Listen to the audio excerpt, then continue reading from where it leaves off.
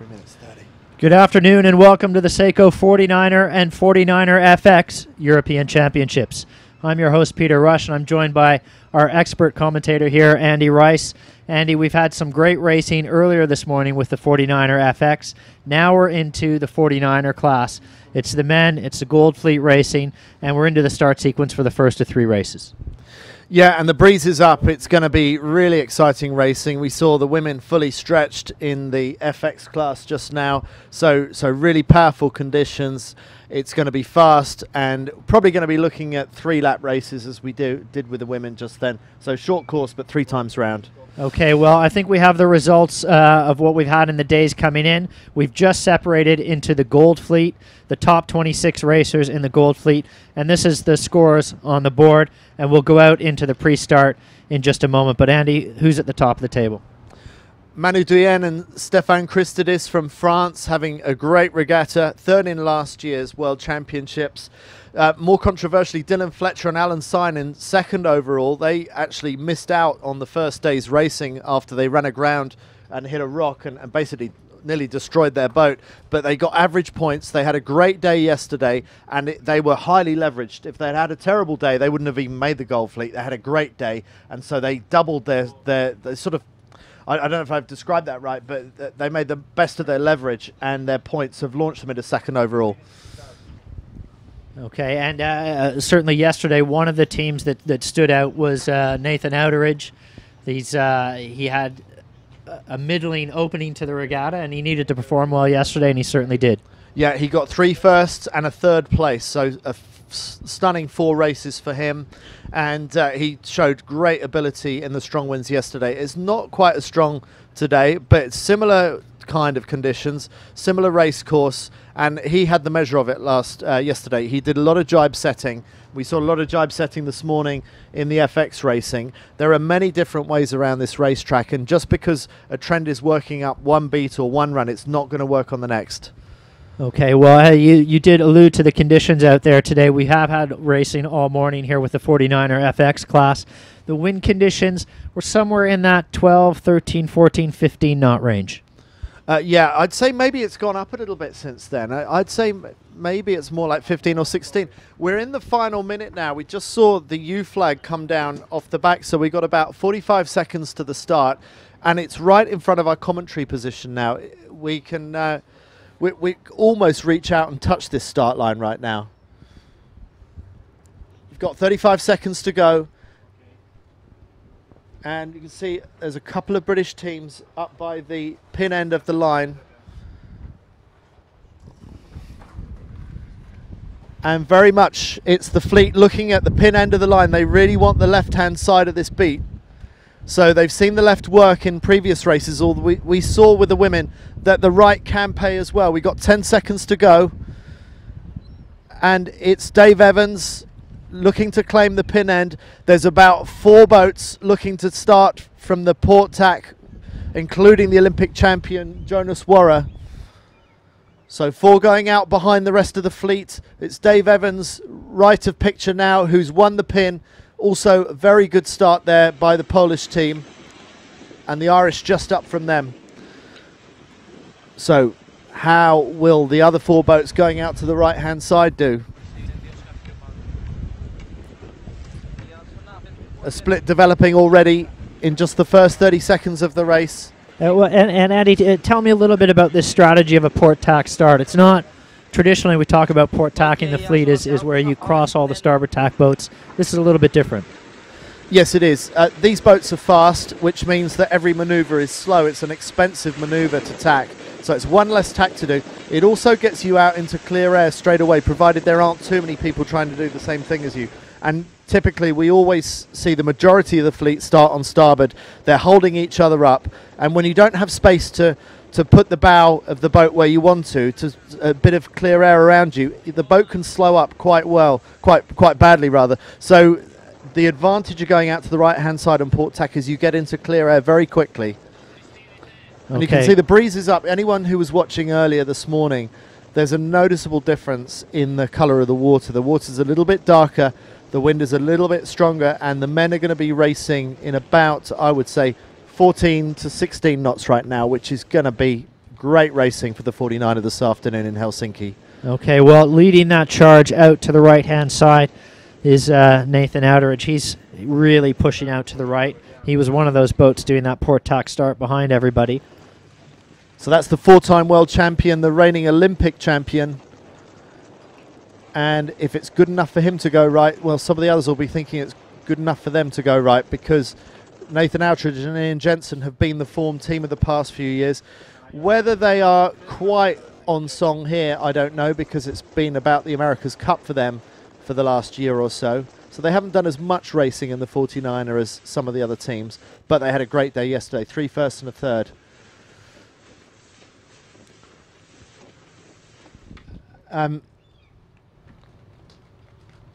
And in the middle of the pack, we see a lot of boats going to the right-hand side now, actually. Most of the fleet, I would say, is going to the right-hand side. It certainly seems like that's where the big push is. And we should say, compared to this morning, the race course has been realigned a little bit to reflect a right-hand shift already, hasn't it? Yeah, that's right. It took a while for David Campbell-James, the race officer, to get the course settled. There's a little bit more of a gap between the FX and the 49er racing than we expected. But he's got them underway now. This is very close to the shore. It's quite a shore-bound course that we're on here, and it is very affected by the breeze being blown around coming off the city of Helsinki. Well, and certainly that left-hand edge of the race course is really dictated by a shoreline there, isn't it? Yeah, it is, and I think that's why so many of the boats wanted the pin end of the line. They were really stacked up on the left-hand end. Normally you see more of a stack up at the starboard end, but a bunch of boats sailing out there to the left-hand side, Italian, British and Australian, all in a line, sailing just ahead of some of the other boats on port tack. Irish doing well on the left-hand side. Dylan Fletcher, Alan Syne, currently in second overall, also doing well on the left-hand side.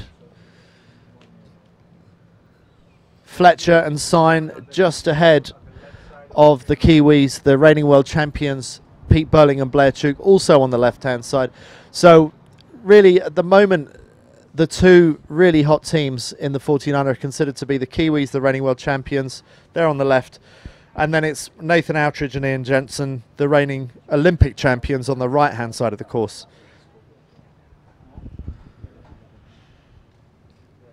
Currently, it looks like the Italians, Giuseppe Angelella and Pietro Zucchetti, could be leading this race, but there's really not very much to choose. They've still got to get up to the top mark for the first time, and there's a lot of boats in the hunt. Okay, and as they get up towards this top mark, we should just reiterate, it's actually going to be a 4-lap race this time around, so we're going to need to keep our work cut out for ourselves counting laps here. Well, let's not feel too sorry for ourselves. It's more about the crews. The crews are going to be absolutely knackered at the end of 4 laps, at least those that haven't been putting enough time in the gym. It's going to be a seriously hard workout for the crews on these 49ers. They've got 4 laps in this race. If they got 4 laps in all 3 races today, that's an awful lot of hoists and drops they've got to go through.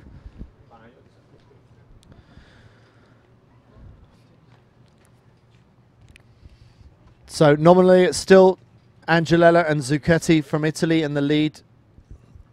They were leading after day 1 in this regatta.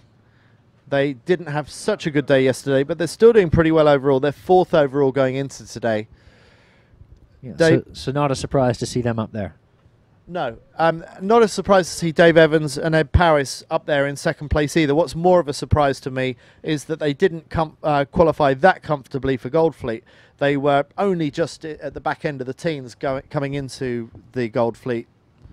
Yeah, I think they were 20th place coming into today's racing. So coming up to the top mark for the first time at this 4-lap race. I still can't quite believe it's 4 laps.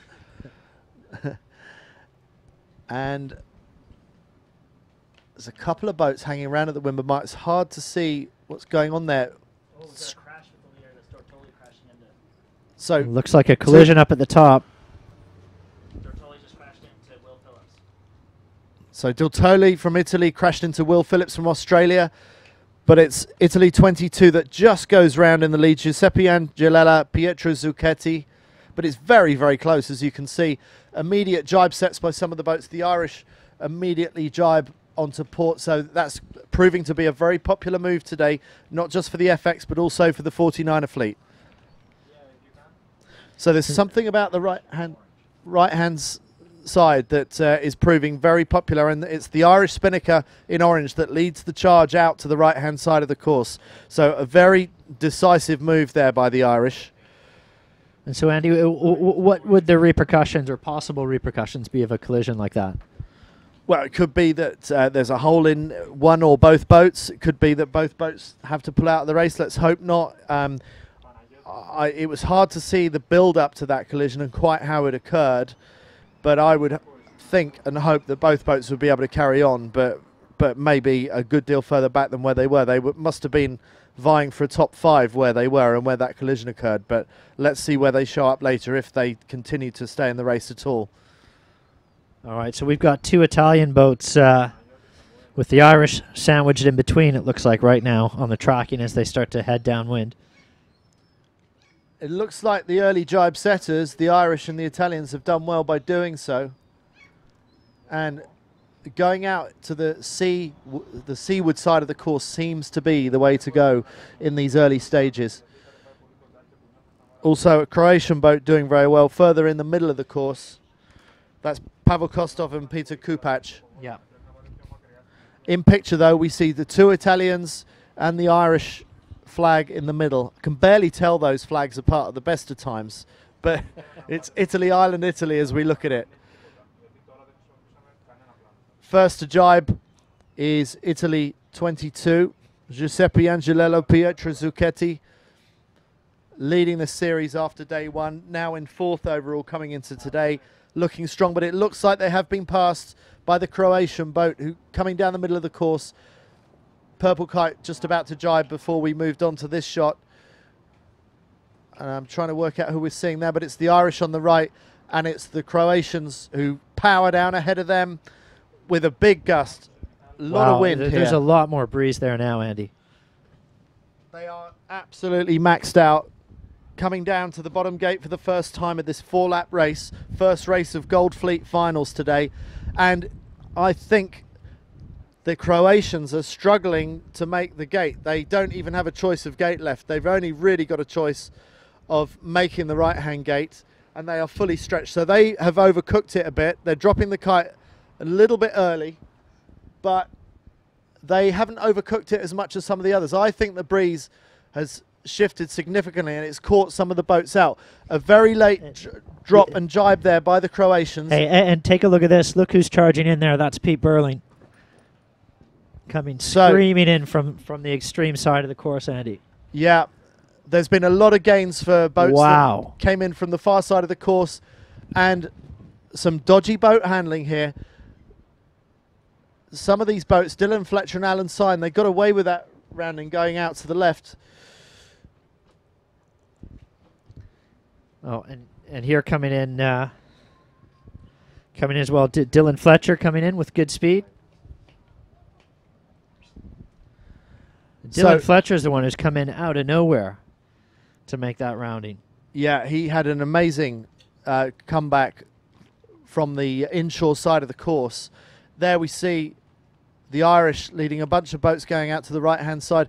And the Irish and the Italians really got swallowed up by a bunch of other boats. And it was the Croatians that read it best of all. The guys with the purple kite that we saw be first to go round the mark and go out to sea. So which side is going to pay this time? We saw the inshore side of the course, the left-hand side of the course, bring the leaders to the fore going up the first beat. Now we're on the second beat. And so leading the charge out to the left-hand side, well, you've got some pretty good quality out there. There's Nathan Outeridge, Pete Burling, Dylan Fletcher. They're all pushing, forging the road out to the left-hand side. So Nathan Outeridge, Ian Jensen, they went out to sea on the previous leg, the first beat, having done that port tack start. I don't think they liked it much out there. They hung in there, but I think they sailed a sensational run to get to where they are now. I think they read that breeze really well down the first run, and now they're leading out to the left-hand side, and I think the Australians could be threatening for the lead. It'll be interesting to see how the Croatians come back from the far side, but I think the Croatians who have just tacked and heading back inshore are looking on a much, much lower angle than the boats that went round the left-hand mark. Yeah, I think you're right. And I think the guys who went left, those three boats, and that includes Pete Burling and Dylan Fletcher and Nathan Outeridge, I think they're looking very strong right now. And those three boats, those are the three boats that have really dominated European Championships of recent years. So it's no surprise to see that it's the top British boat, GBR4, it's the Australians, the reigning Olympic champions, and it's the Kiwis, the reigning world champions, that are all up on the left-hand side of the course and looking like they may well move into the top three in this race. But there are others coming from the other side. The Irish, they were doing well down that first run. They're still in there. They're still in the top few. They're kind of forging their way up the middle, aren't they? We see Australia 5. That's Nathan Outeridge and Ian Jensen sailing across fast. They're sailing across the front of the Irish, and they could be our new race leaders. The Croatians are coming from the far side. They were leading going around the leeward gate. How will they come back into the picture as they cross? It looks to me like the Croatians have already tacked. They've tacked underneath, I think. Yeah, and it looks like they've effectively conceded the lead to the Australians. And we don't know for sure, but I think that Nathan Outeridge and Ian Jensen are our new race leaders. And they were the form boat in the breeze yesterday. 3 wins and a 3rd place in their 4 races yesterday after a fairly sloppy start on day 1 of the European Championships. And the boats we need to keep an eye on as well are the ones that were at the extreme right-hand side of the course. Still coming in are a couple of the Italian boats. So there's some important crosses still to be made here. Irish just tacking there. Still in the top 3 or 4. Could be the Australians that are coming back across them. So the Australians coming back for more of the left that has served them so well so far. There's a cross going on here. And I would imagine they want to put a little stamp on Pete Burling right here as well. Could be. And the Australians have tacked ahead and to leeward of the Irish in picture there. So probably just one more tack up on the starboard ley line is all of those 2 boats need to do. That's the British sailing across underneath them. Dylan Fletcher and Alan Syne. Croatia, right of picture. Could be that's the Kiwis maybe that we're seeing there. Still a lot of boats in contention here. No one's made a really, really big breakout. And a boat that went right, and we haven't talked about for some time, is the Italian boat, Italy 22, Giuseppe Angelello and Pietro Zucchetti. They sailed far out to sea, and it looks to me like they might have made some gains. They were doing well down on the first run. They conceded a lot of boats at the bottom of the run, but they could well be back up into contention. And also Eric Heil and Thomas Plussel from Germany. We've not spoken about them yet. They also seem to have gone out to sea and may have made inroads into the guys that were leading from the left-hand side, the Aussies, the Kiwis and the Brits. It almost looks like the two extremes have paid off. If you hit either side hard, you've done all right. Coming into the middle, maybe not so much. And partly, when you go up the middle, you've got to do more manoeuvres to get up the middle, and each manoeuvre, especially in this kind of breeze when the 49 is so fast, every tack is slow. So ideally you want to minimize your tacks if you can afford to. At the same time, the breeze is shifting an awful lot. So with the breeze shifting up to 30 degrees, sometimes you've got to take those maneuvers. You've got to do those tacks. So another Italian, Jacopo Plazzi. He didn't have any scores entered. So we're wondering what he was doing there, but it looks close up. Look how close that is amongst the top few. So many nations in contention here. So who's that? First around is Burling, the reigning world champion, closely followed by Eric Heil. Couldn't even see number 3. It was Angelello, the Italian. So many boats in contention here. The Irish bringing up the rear. Atteridge and Fletcher were in there as well. Yep, so that there would be, I would say, probably 8 different nations in the top 8 right now, and nothing to choose between them. And an even split between those who jibe set and those who carried on and did a straight set. So now we have the opportunity to see which side of the run is going to pay off. And more roundings here. That's Portugal coming in. Portugal coming round. And the first one to do the jibe set was, looks to me like it was Outeridge was the first to jibe set, but he was around in about 4th or 5th. And he was leading going up that previous beat rather. But so many race leaders we've seen so far, and no one able to break away and stamp their authority on this race. And this is the second windward mark rounding, second of 4. So not quite at the halfway point of the race. We'll be at the halfway point when we get down to this this bottom gate again. And we're going to get there pretty fast, Andy. These boats are absolutely flying. They sure are. And I would say early on, the gains were going to the boats that did the early jibe. The Germans on right of picture there, the Kiwis who led around this mark, the reigning world champions. But there are some boats that are doing well further inshore, and Dylan Fletcher and Alan Syme, they did very well going inshore on the previous run. And I think maybe they're on a slightly deeper path than some of the other boats.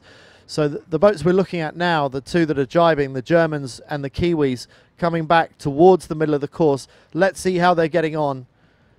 Thank you to the FX that's sitting in picture at the moment. Shot. But the Kiwis absolutely flat chat, with the White Jenica being chased hard by the Germans. Recent winners are Kieler Vocker, Eric Heil and Thomas Plessel. See how much the masts are bending. The masts are really straining. These carbon rigs able to take the pressure, but you can see how much load these rigs are under. The crews are absolutely fully stretched, fully down on the trapezes. It looks like the Germans have got a slightly better gust there and going a little bit lower than the Kiwis, and could move into a controlling position here. It could be that the Kiwis won't be able to jibe when they want to, because the Germans have managed to get lower. But they're coming close to the marks now, and who's it going to be as they come round this bottom gate? Second time round. It's been a change of course. That's how much the breeze is shifting. David Campbell-James has decided to signify a change of course. Germany going round to the right, New Zealand going round to the left. So it's going to be a split between the top 2. Germany and Croatia sailing out towards sea. Dylan Fletcher and Alan Syme following Burling, going out to the left-hand side. So we got a clear split this time, and we're looking at Burling and Blair Tuke, the reigning world champions, leading this race and sailing up to the left-hand side, going up to the top mark for, can you believe it, the 3rd time. They've still got another lap one after this. So this is the halfway point of the race, and it is Pete Burling in control here, but I don't think he'll be feeling massively comfortable with that lead. It's just a couple of lengths at best, and there's a big split there with the people that are closest to him. And I wonder if they're actually able to make sense of the wind and how much it's shifting and how much it's changing from leg to leg. There is a course change, so they have to keep their wits about them. They have to sail to a newly positioned windward mark. And it's the Kiwis and the Brits and the Italians leading out towards the left-hand side. It's Germany and Ireland leading out towards the right-hand side. Nathan Outridge, he's back in about 6th place now. He was leading, but the Aussies have dropped back to about 6th. So Still very tight amongst the top few, but at the moment, the Aussies have come off worst out of that fight between the top few. Well, I think that's right. And heading into the middle of the course with an early tack, they did come around and start to head out to the right, but the Croatian team of Pavel Kostov, they've started to head back towards the middle of the racetrack very early on. So Burling stretching his legs. He's tacked back onto port tack, sailing up the shore side of the course. There's a bit of lump and chop there. You can see the boat bouncing up and down a little bit, but the number 1 on their sail signifying that they are the reigning world champions, but also that they are currently leading this race. And Andy, certainly from watching a little bit on the tracking, it's pretty impressive to see the type of pace that they have. Just in that straight line out to the left, they're just really sailing away from Dylan Fletcher a little bit. They are, but having said that, the boats that went left have now tacked back, and it looks to me like they're sailing back the way they came, that when they tacked, the heading is not that great going back into the middle of the course, and I wonder if this is an opportunity for the Germans to come back from the other side and maybe start attacking the leaders on the left-hand side. So that's how much it's shifting. And I would think that the boats on the left-hand side, like Burling in middle of picture here, are feeling a little bit uncomfortable. It does look like they've got to cross the Germans.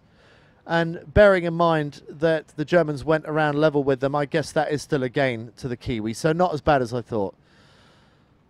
Yeah, Burling really looking more and more secure than he was, certainly than he was at the gate. He's just found another gear here in these conditions and just started to stretch away a little bit.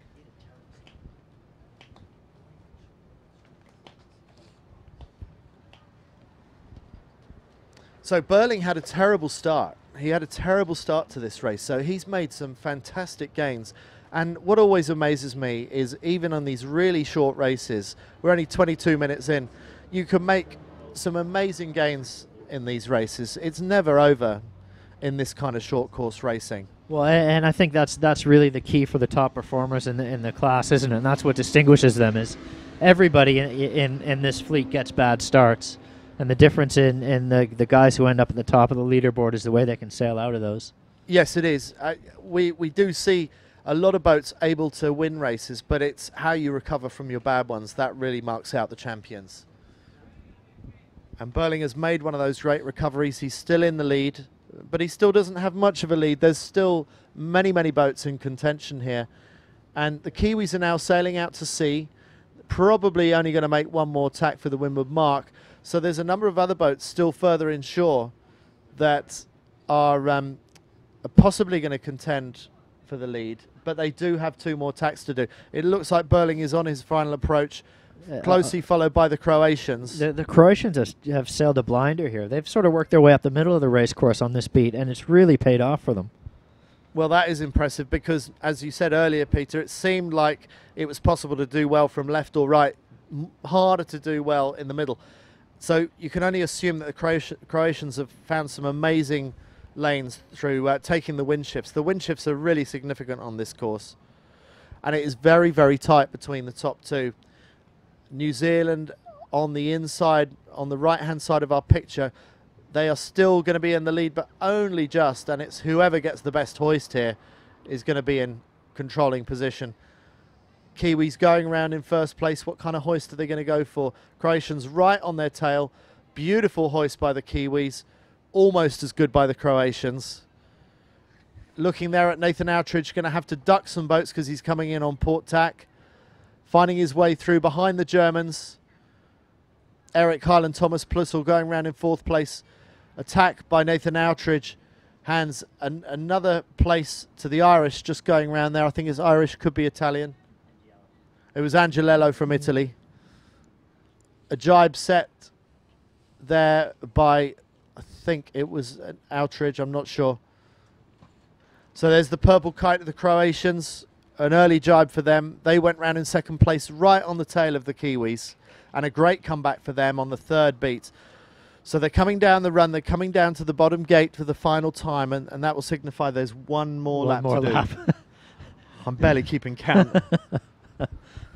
I've been making little marks on my notepad. So it looks a little bit soft there where they're jibing. That's the Kiwis I think we're looking at there with the light coloured kite. Eric Hull and Thomas Plussel just going out of picture with the black SAP, Jenica. Yeah. That could have been the change of course. It could have been to shorten the course. So we'll see if they're coming down to the finish or not. Andy, it's maybe worth mentioning one of the names that we haven't mentioned is the man wearing the yellow jerseys coming in, the French crew, and they're a little bit deep in the fleet here. So we could see a bit of a shake-up on the leaderboard. Good point. Good point. We haven't said much about the French. We haven't seen them in the top 10 of this race. Kiwis flying downwind there. Spray flying off the back of the boat. And this is about as fast as you'll get to see a 49er go. Nice flat water. Right at the back in the foot straps. Bow well lifted.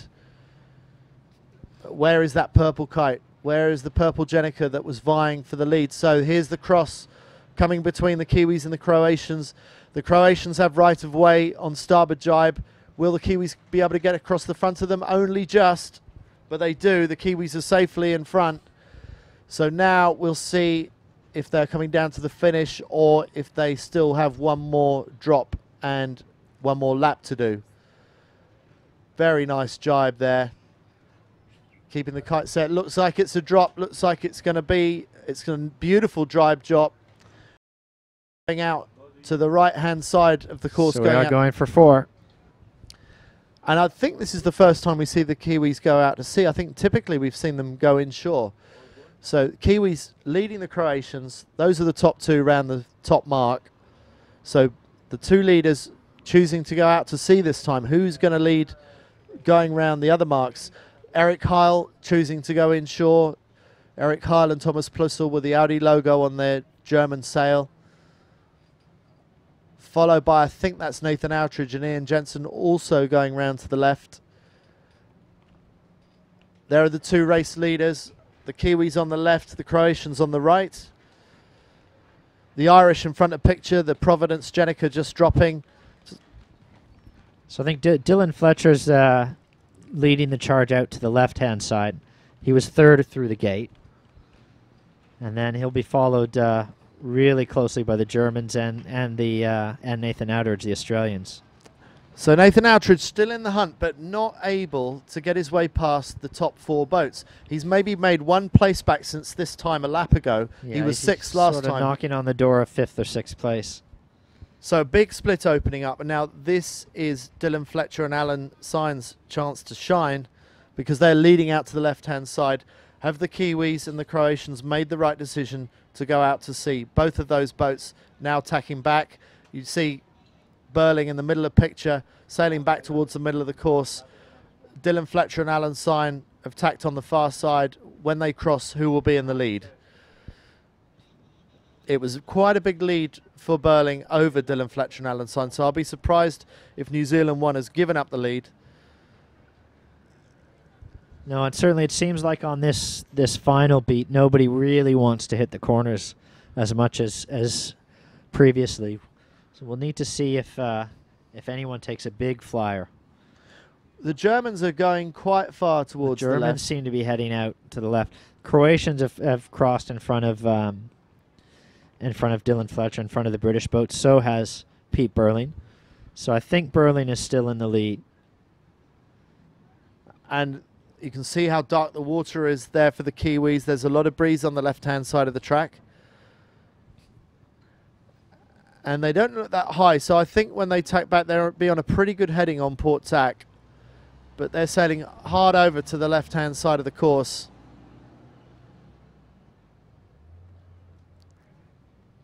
And out of picture, but out to sea. Nathan Outridge and Ian Jensen have gone out to sea.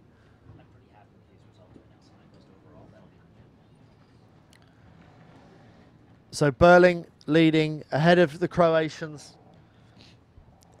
Pavel Kostov and Peter Kupac.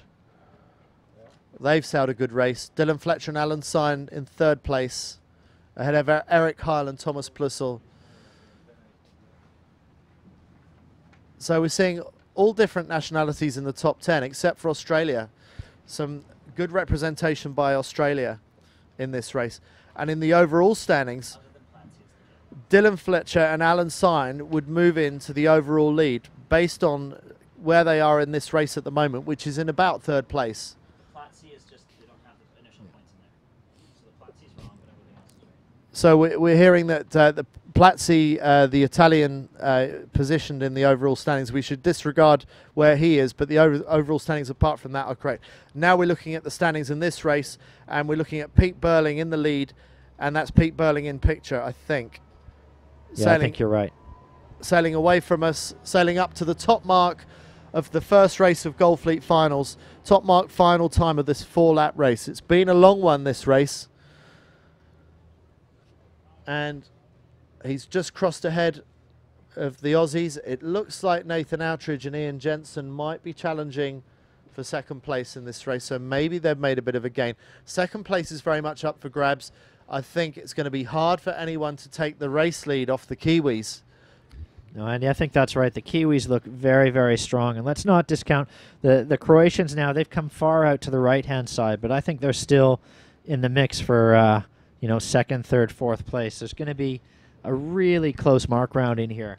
I think we've got the British teams, the Australians, the Croatians, and the Germans all in the hunt there. And I don't think there's going to be much separating them by the time they get to that mark. No, I think you're right. Final approach to the top mark for the Kiwis. But really impressive how Burling's just separated himself here. Yeah, that is a big game because he wasn't far ahead of the Croatians going around the bottom mark. But he stretched his legs away nicely. Croatians went out to sea. The Kiwis left them to it. Ploughed their own furrow out to the left-hand side, the shore side of the course. And it's the shore side of the course that they're going down on this final run. Their white, light blue kite setting nicely there in a very, very strong gust of breeze down the left-hand side of the course, and a big lead for them right now. But I think the real challenge is going to be behind them. We're going to have quite a few boats going around this mark at the same time. So let's see who manages it best. I think Dylan Fletcher might just be able to sneak in around there. So the Aussies going round, that's the reigning Olympic champions. Blue Jenica goes up. Straight set for them because the black SAP kite of Eric Harlan Thomas Plussel is right behind them. And I think we've missed a couple in between there. We've had the Croatians go around in second place and Dylan Fletcher in third. Irish kite going up. The orange Providence kite getting hoisted just ahead of Giuseppe Angelella of Italy. Black Jenica going up. This time everyone going for a straight set. We haven't seen a jibe set yet. So they like the shore side of the course. There's the race leaders jibing back into the middle of the course. They could even be on their final approach to the finish, and look how the boat is leaping up and down. Right in the back straps, right in the bottom of their trapezes, the boat is flying along. These guys capsized 3 times yesterday, so you can't say they're the total masters in these conditions, but they have mastery of the fleet in this race right now. No one's going to take this away from them. No, I think they look very safe if they can keep it upright. And I mean, there's breeze, but it's certainly not like what we had yesterday. No, this is very raceable. Everyone will have their tactical heads on. Yesterday, they just had their survival heads on, bar 1 or 2 boats that were maybe still thinking tactically, but really it was about wrestling the boat around the racecourse. Today, it's about playing the opposition. It's still about playing the game of chess, albeit it's a very high-speed game of chess today. And just a few yards away from the line, New Zealand won, the reigning world champions, about to win the first race of Goldfleet Finals at the European Championships, a regatta they won last year. So they are the defending champions here at the European Championships, at the Open European Championships, bearing in mind they're Kiwis, which isn't in Europe. So well there done. They are. There's the horn that says that Pete Burling and Blair Tuke have indeed won that race. And it looks like we've got Croatia not very far behind them, Andy. And good for Pavel Kostov and Peter Kupac. They hung in there. Nice finish for them. Okay, so they couldn't beat the Kiwis for first place, but they're comfortably in second place. Purple Jenica crossing the finish line. Great result for them, and that will hopefully do good things for them. They're currently in about the middle of the pack, in about 13th or 14th going into today. So that should get them into the top 10 after that second place in that race. And coming across for third. Third, it should be Dylan Fletcher, I think. And I think you're right. And this should put them in the overall lead, in the overall standings for the European Championships. They were European champions last year, bearing in mind Great Britain is in Europe. So even though they were second in the regatta, they are the defending European champions. And at the moment, they are leading outright. They are the new series leaders from Great Britain. And Andy, there should be a really close finish here between Outeridge and the German crew, Eric Heil, for fourth place. And it looks like that's going to go to Outridge and Jensen, the reigning Olympic champions, just so beating. They made up a couple on that last run. Yeah, so a fourth for them. Just got ahead of Eric Heil. In fact, no, they were ahead of Eric Heil. But yeah, a reasonable result for Nathan Outridge and Ian Jensen. Eric Heil and Thomas Plosel in fifth. The Irish cross in sixth. And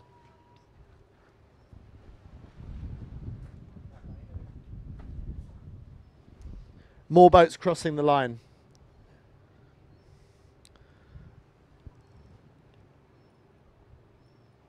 So the boats in the top 10 now crossing the boats just out.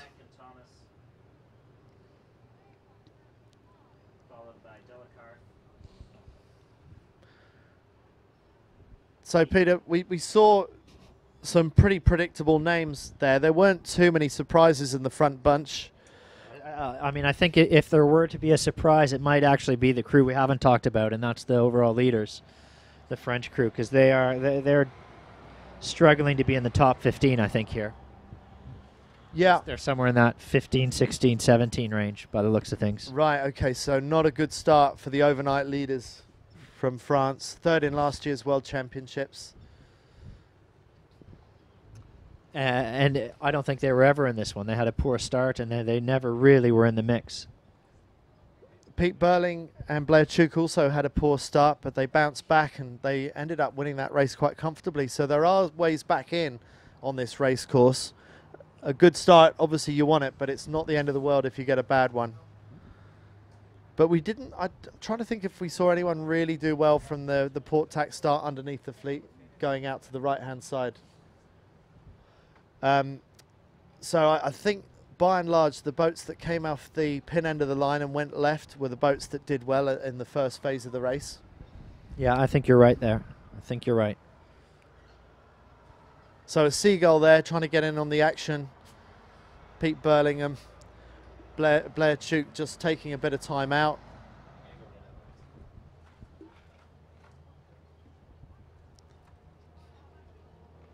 So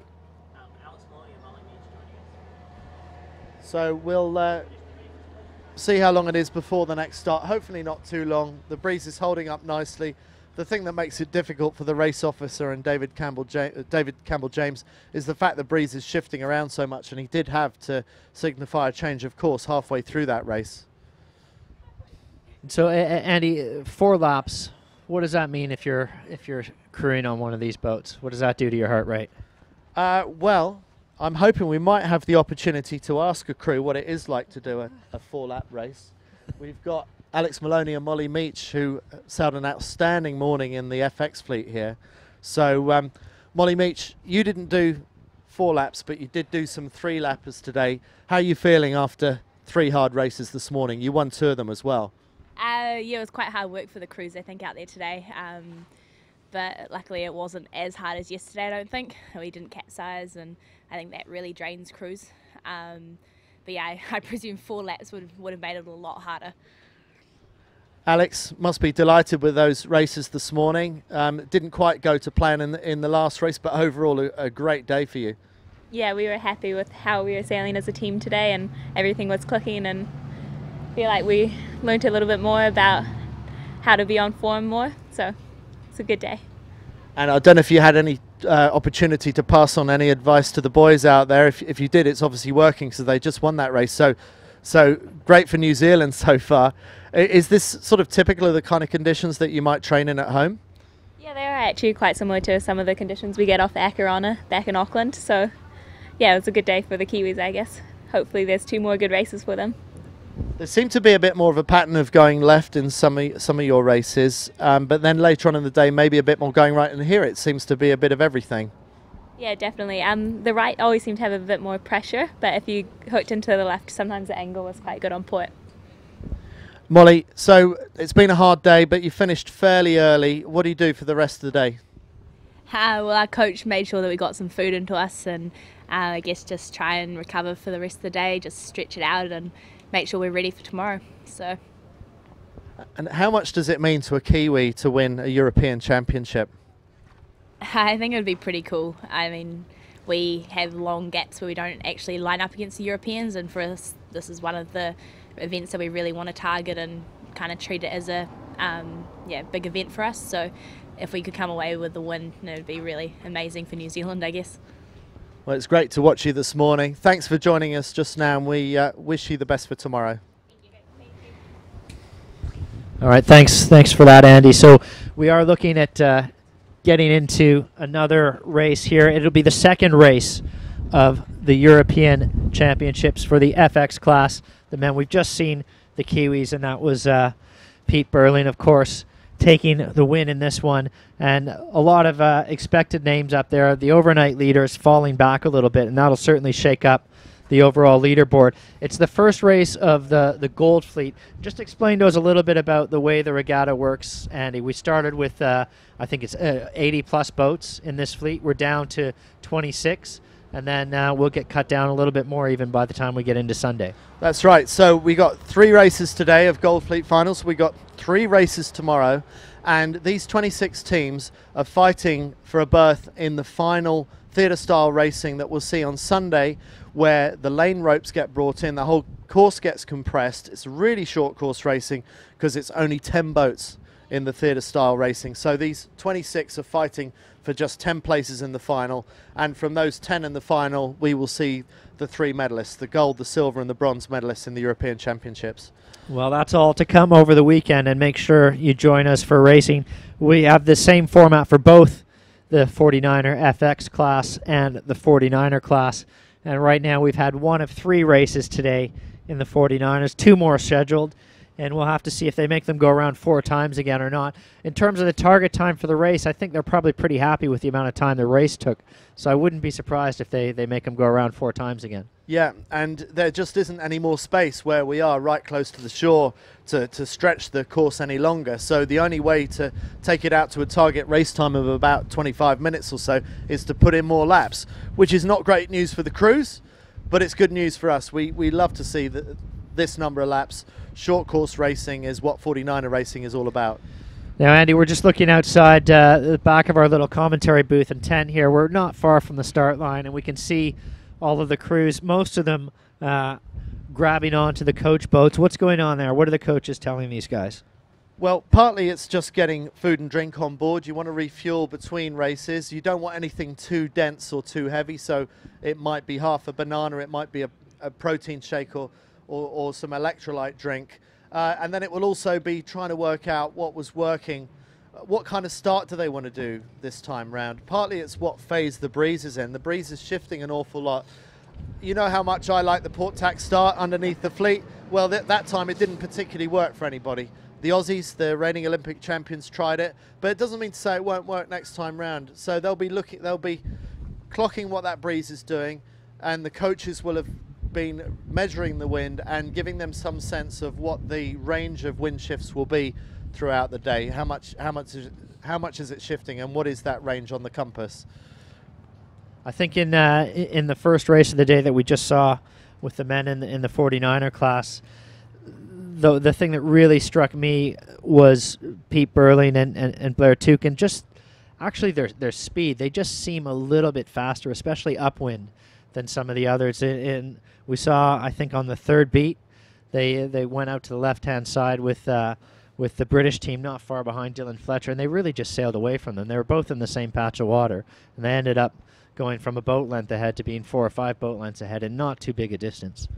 Yeah, the Kiwis have worked really, really hard on their boat speed. They did a lot of training with the Australians leading up to the last Olympics, and that training and all that technical development that they did, leading up to London 2012 paid dividends, because the Aussies won gold and the Kiwis won silver. So much so that they'd wrapped up those medals by the medal race. So it was a dominant performance from the Antipodes. And that boat speed is something they've managed to carry through even 2 years later. Last year, 2013, was really the season that Pete Burling and Blair Tuke put the hammer down. They won the European Championships, they won the World Championships, and they really, so far in this Olympic cycle, are the form team. More so, I would say, than the reigning Olympic champions, the Aussies, who have been a little bit distracted by being part of the America's Cup, sailing with Artemis Racing. Right. Well, we'll have to see whether Peter Burling can keep that up. Certainly, he didn't have the overall lead coming in. Started the day indeed down in 5th place with Nathan Outteridge just behind him. In fact, equal points when they came into today's racing. They'll have separated themselves a little bit now. And again, the French team that was leading overall, they had a very poor opening race, so they'll have dropped down a little bit. In fact, they're one of the teams that are just have been just beside us with the coach boat, so I'm sure they're getting some interesting information there as to what they need to do to regain the performance that they showed over the first few days. Well, they're going to have to separate from that coach boat in the next 20 seconds because the 5-minute has already fired. The 4-minute will be going up very shortly, so the crews will have to separate from their coach boats and start sailing by themselves and working out what their strategy is for this next race, race 2 of the Gold Fleet Finals. Well, mission accomplished with 5 seconds to spare. Right. So there goes the flag for the 4 minutes, and it's the U flag, the red and white flag that not many sailors will be familiar with because it's a new innovation, a new ISAF introduction. It's like a softer form of a black flag. It means that you can't be over the start line in the final minute before the start, and if you are, you're disqualified. But if there's a general recall, as we saw in the first race with the FXs this morning, if there is a general recall, you can get the opportunity to restart in any subsequent restart of the race. But effectively, when you see that red and white flag go up, in your mind you must be thinking it's as severe as a black flag, i.e. do not dare go too near that start line until the 0 of start hour. Well, if you're just joining us, it is race 2 today, the first day of Gold Fleet Racing, the Seiko European 49er Championships. And race 1, we had Pete Burling sail off to a fantastic win in a very grueling race. Weather conditions absolutely perfect. And I'm wondering if this has just dropped off just a tiny bit to what we saw at maybe the peak in race 1. Yeah, I think you're right. That was only about 10 or 15 minutes ago, but it has just softened slightly. I don't think that means it's going away for the day. I just think the breeze is pulsing a little bit. Yeah, I think that's probably accurate. So maybe, well, we're still in that 14, 15 knot range here for this race, but really perfect conditions. And the start, maybe, what, 50 meters from the shoreline? Yeah, it's really, really close. So we have a wonderful view right out the back of our tent, and we hope to bring you some great pictures of the start shortly in about about 2 minutes. 2 minutes 15 to go to the start.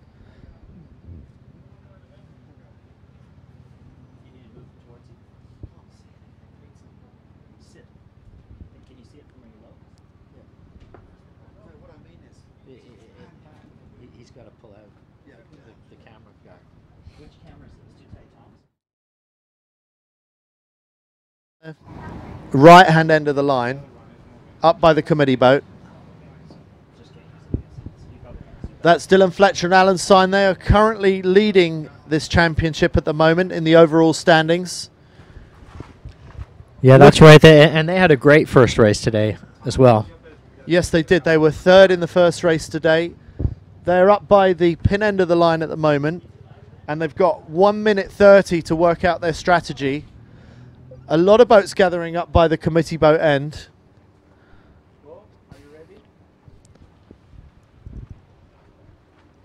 Some of the girls are coming to watch the men racing, some of the FX sailors that were competing on this same racetrack just now. And it's 1 minute until the start. And a big gathering of boats up by the committee boat end. Dave Evans and Ed Powers amongst those.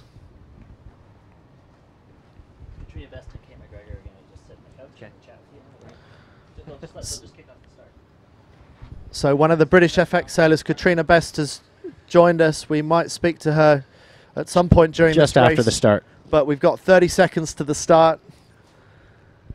And a big gathering of boats up by the committee boat end. There's a lot more space further down towards the pin end. And Andy, there's a few port tackers here. You know how I love my port tackers. And we see an Australian boat. We see a British boat lining up for that. And we see the winners of the last race, the Kiwis, going for a port tack start. So it's looking popular. And will they be able to get across the front of them? It looks like the Kiwis will be able to get across the front of the boats on starboard. No, have they done it? I can't see from here. I think they have. So the Kiwis have managed not only to port tack start, but port tack start in front of the fleet. So an incredible start for them, and that takes quite a lot of guts to do that. You've got no right of way doing that. They're sailing with a lot of confidence right now. Yeah, you think you're already sailing as well as you are. Do you need to take those kind of risks? Well, if you can get away with it, if you can make it work, of course you take those risks. So and interesting, right behind them was were the Australians, Nathan Outeridge. They couldn't do it, and they ended up tacking. So they're heading out to the left, but they're on the leeward hip of everybody. Nearly the whole fleet has tacked out to the right-hand side already, so most of the fleet is already on port tack. So that tells us something about the breeze. Must be in a left-hand phase. Wow, so Pete Burling port tacking the fleet, that's not something you see every day. No, absolutely not. I mean, that's the first one we've seen this week, I think. And it still would have worked pretty nicely for them, even if they'd have gone underneath the fleet. But when you can get across the front, well, that's even better. So as the fleet go up towards the top mark for the first time, we think it's a 4-lap race again. Yeah, and leading the charge out to the left is Nathan Outeridge. And as well, right beside him, Dylan Fletcher. They're out to the left. In the middle is NZL1, that's Pete Burling. And then the Croatians, who did so well in the first race a few minutes ago, they're the ones pushing hard out to the right. Well, should we have a quick chat with Katrina Best while we wait for them to get to the top mark first time? So welcome, Katrina. Hi. Hello. How was it for you this morning? How did you get on? We had quite a tricky day for us, actually. We scored a couple of teens, which for us was a bit disappointing because, you know, we started off quite strong and had, you know, a good enough day yesterday, and we're hoping to get some counters and goal fleet, but we kind of struggled a little bit at times to get off the line, and then it's quite tricky out there, actually. Gusty and shifty, especially as we had it coming slightly more off the shore than the boys do now. And there were some really big holes out there. You know, we were going from flat wiring, you know, really pinging around to, you know, actually right in the boat at times. So it was tricky today. We didn't see much of that in the boat stuff. It looked like it was fairly steady from here, but it was actually a little bit more up and down than that by the sound of it. Yeah, it was actually. It's probably nearer the top mark, so I don't know. I guess you guys still would have seen that. But yeah, at times, you know, we were right in the boat. But, you know, down the bottom end, and especially on the right-hand side up the beat, there was some good pressure. So an early jibe out, you know, most times was probably the safer option, but you could make some gains down, you know, the other side of the run. You had a sensational first day here in Helsinki. You were wearing the yellow jerseys after the first day. I don't know about you, and I hope you're not offended, but I was a little bit surprised because you're not long in the boat sailing with Kate McGregor. You've come back from injury.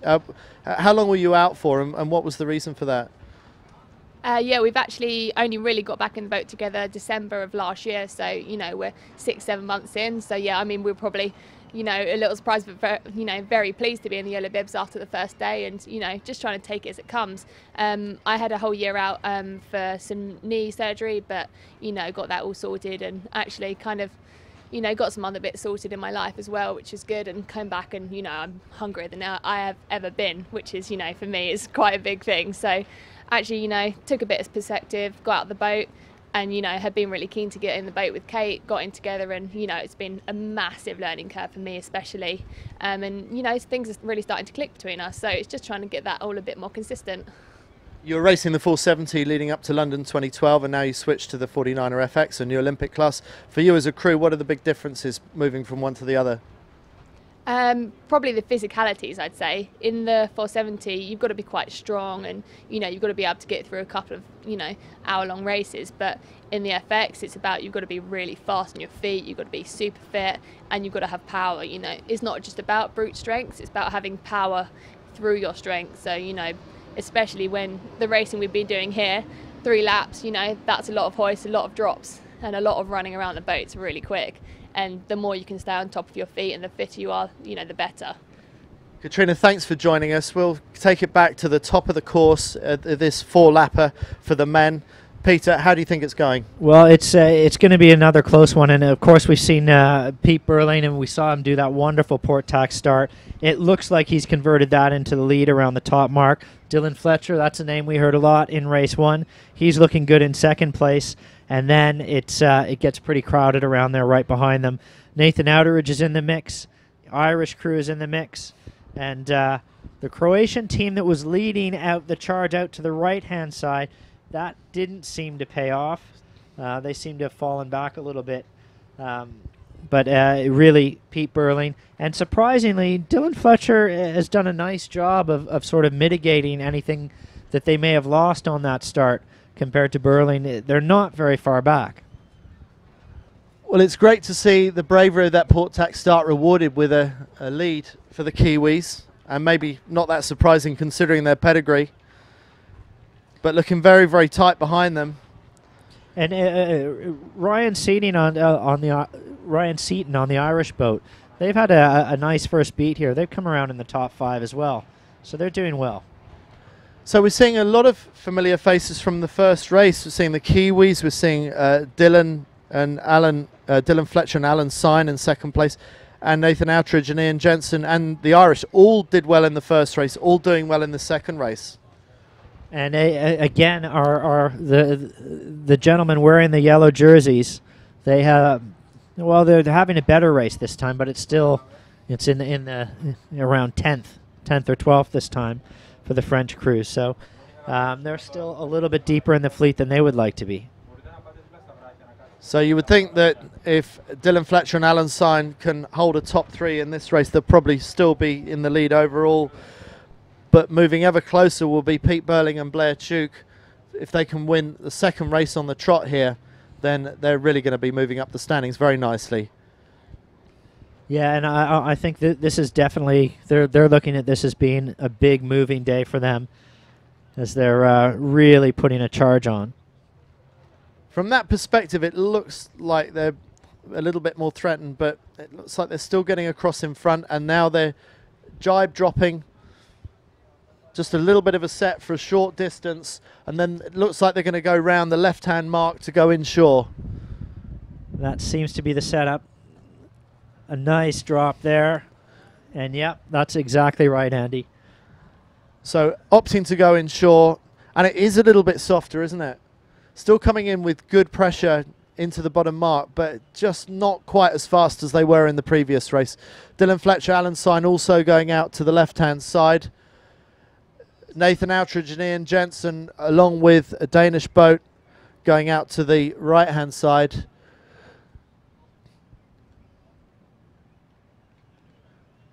So, will the Australians, will they be able to threaten the Kiwis by going out to sea, looking for something different? Meanwhile, it's the Kiwis, New Zealand 1, sailing in good pressure there. A little bit of strong winds about to hit their rig there. And it's interesting watching Nathan Outeridge choosing to come out to the right. You wonder how much of a choice that was. There was a fair number of boats stacked up between him and the other mark, and I think he was maybe. It'd be interesting to ask him afterwards if that was the mark he wanted or not. Yeah, was he forced that way? And often that's the way when you got traffic coming up fast behind you, when you got a bunch of boats all wanting to go around the Leeward Gate all at the same time. Bear in mind, the Leeward Gate hasn't been around forever. It's probably only been in racing for the last 15 years or so. Before that, you only ever had one mark to go around. I think the Leeward Gate is a great innovation. I guess it's getting a little bit long in the tooth to call it an innovation. But it does give more exits out of the Leeward market, makes it harder to defend the race. And defend the race is what the Kiwis are going to have to do at the moment because they are leading. They've just tacked quite far up on the left-hand side. Crossing ahead of Dylan Fletcher and Alan Syne.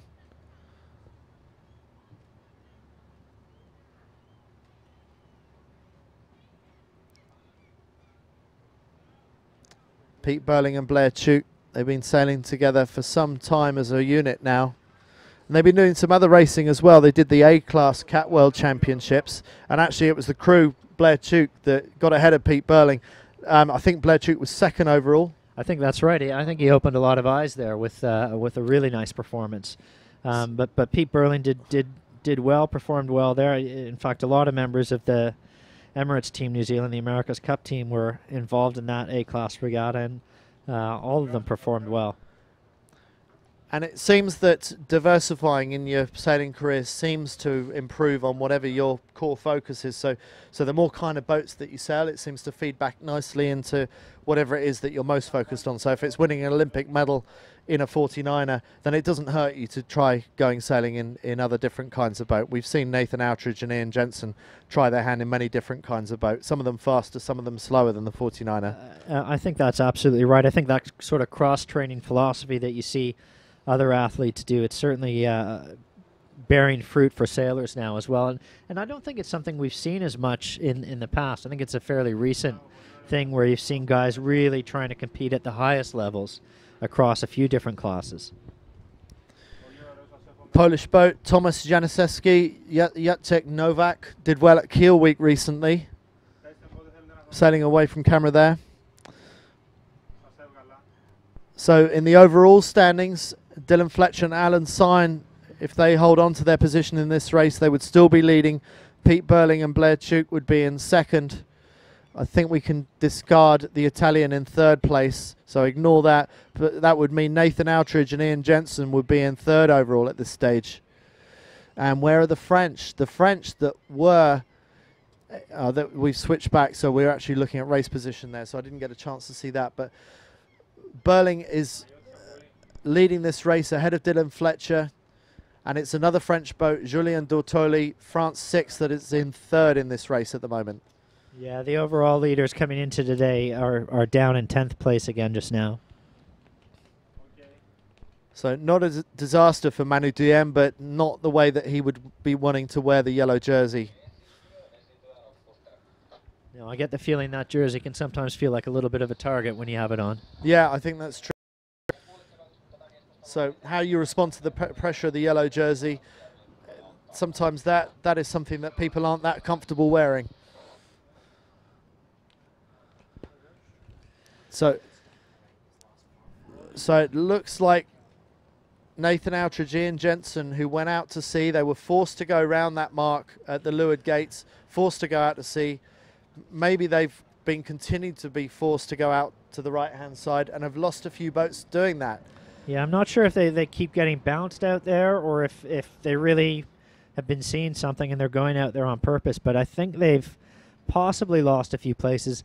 They are pushing hard to come back, and again, those guys, they do seem to have another gear, and Pete Burling as well. They also seem to just have a little bit of extra speed, but we've got that mark rounding now, Andy. That was quite a roll jibe there, and it looked quite soft for the Kiwis as they jibed there. We think Jonas Warrer, the 2008 Olympic champion, is doing well in this race. We haven't got him on the tracker, so we can't exactly confirm where he is, but we think he's doing pretty well, somewhere up the front few. Burling and Tuke there in middle of picture, coming back across. They're just sailing away from everybody right now. And jibe set there by Nathan Outridge. So that side of the race course, he's doubling down on it, Andy. He's going back out there again. The jibe set sometimes is a sign of desperation. It's a sign that maybe you just want to try something different because you're not quite as far up the fleet as you want to be. I mean, he's still probably just inside the top 10, but that was a pretty bad beat for him. Yeah, I think he was able to make a late recovery and rounded there in about 5th or 6th place. But right in the middle of a pack of boats. That might be another reason to try and do the jibe set. Just get yourself away and get some get your own lane. Yeah, clear air downwind is critical. We're seeing a jibe here from Dylan Fletcher and Alan Syme, currently leading the European Championships as things stand in this race. But it is a little bit softer. You can see the way that the boat exits, that it's a little bit slower to get up to speed. So the breeze is softening up a little bit.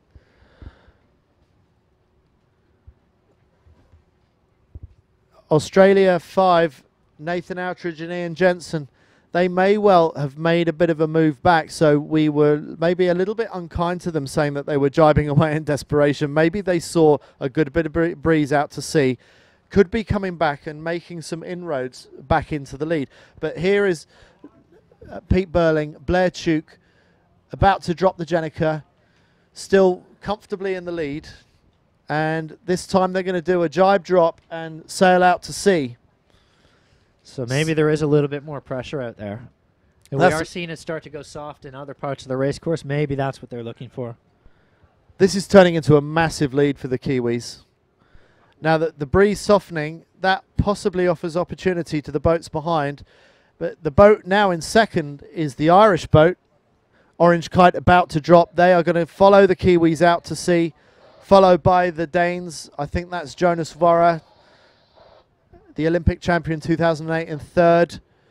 And it's Nathan Outridge leading out to the left. So Nathan Outridge in about fourth place. So that's been a good gain for Nathan Outridge and Ian Jensen, the Olympic champions, who found some good breeze out to sea and are now back in contention for maybe a podium finish in this race.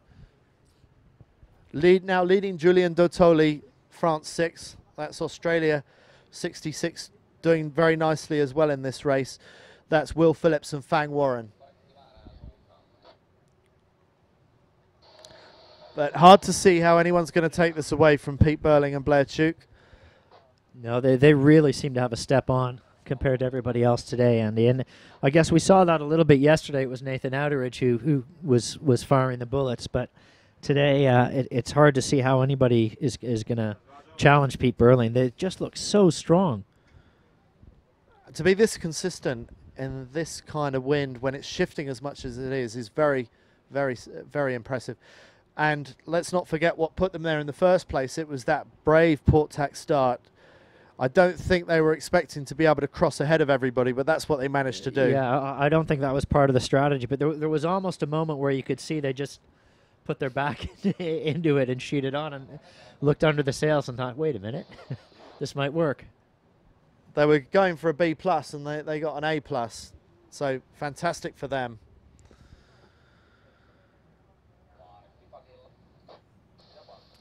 And so Burling's tacked back fairly early. He's staying back in the middle of the course, maybe trying to stay in touch with everybody, and that's what you'd expect somebody to do with a nice lead. You're not going to take any flyers or hit any corners, but he's crossed well ahead of the French, of the Australians, of Nathan Outridge. He's really looking like he's got a pretty solid lead here. He's got a nice position ahead of Dylan Fletcher. So it's all going his way right now, and I don't think Dylan Fletcher's actually had a bit of a shocker, hasn't he? He's dropped a few down that previous run because he was, in second place at one point? He was in second place at one point, but he's been dropping back all the way through.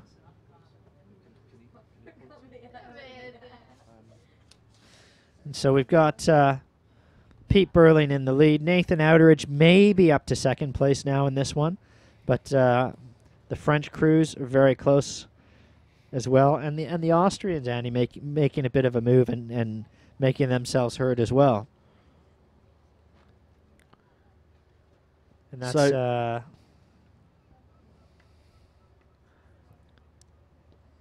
good move there by the Austrians. The Irish are still very involved as well. Yeah, the Irish have really moved up nicely on that previous run. So currently the best of the rest, but it's still the Kiwis, Pete Burling and Blair Tuke, that are in the lead. We've got an opportunity to speak to a Finnish FX team. So, Peter, if you can just spare a minute or so. It'd be nice to say hello to Noora Ruskala and Camilla Sedokruits. And, sorry, can you tell me who's who? Because I haven't met you before. I'm Nora. And I'm Camilla. Nice to meet you. And how's it going in Finnish FX racing? In Finnish FX racing? At the moment, not too good, I think. both teams in the Gold Fleet. We have other FX teams as well, but they haven't sailed too much. So I don't really know how they've been doing at the moment. What's the goal for this year? Here we are at the European Championships on home waters. Then we got To the Olympics. But yeah, that's our goal, definitely. Camilla. You do the hard work on the boat, right? How are you feeling after 3 races this morning? Today was quite okay. Yesterday was rough. So compared to that, today was nice. But we did 2 laps in the first race, and then we did 3 laps in the rest, or the 2 last ones. And it is tiring, of course, but today was okay. So when you see it go from 2 laps to 3 laps the next race, does your heart soar or does your heart sink? Well, I think we have a problem with counting the laps. So do we. So every time we get to the bottom mark, it's like, okay, it's still 2 rounds. No? Yes, still 2 rounds. So it's, of course, harder with 3 laps, but it's better also to catch the lead or catch the first boat. So You would think counting between 2 or 3 would not be very difficult, but I guess that's a reflection of just how hard you're working. It's hard for the mind to keep on working when you've got so much else to think about. yeah, exactly. I think it's not the on top of our mind the first thing to think about. We're more thinking about the other boats and where to go. So Well, best of luck for the rest of the Europeans, and hope it goes really well for you. Thanks for joining us. Okay, thanks for that, Andy. And just to update, we've had the mark rounding. Pete Burling holding the lead, but not by very much. The game's closed right up again.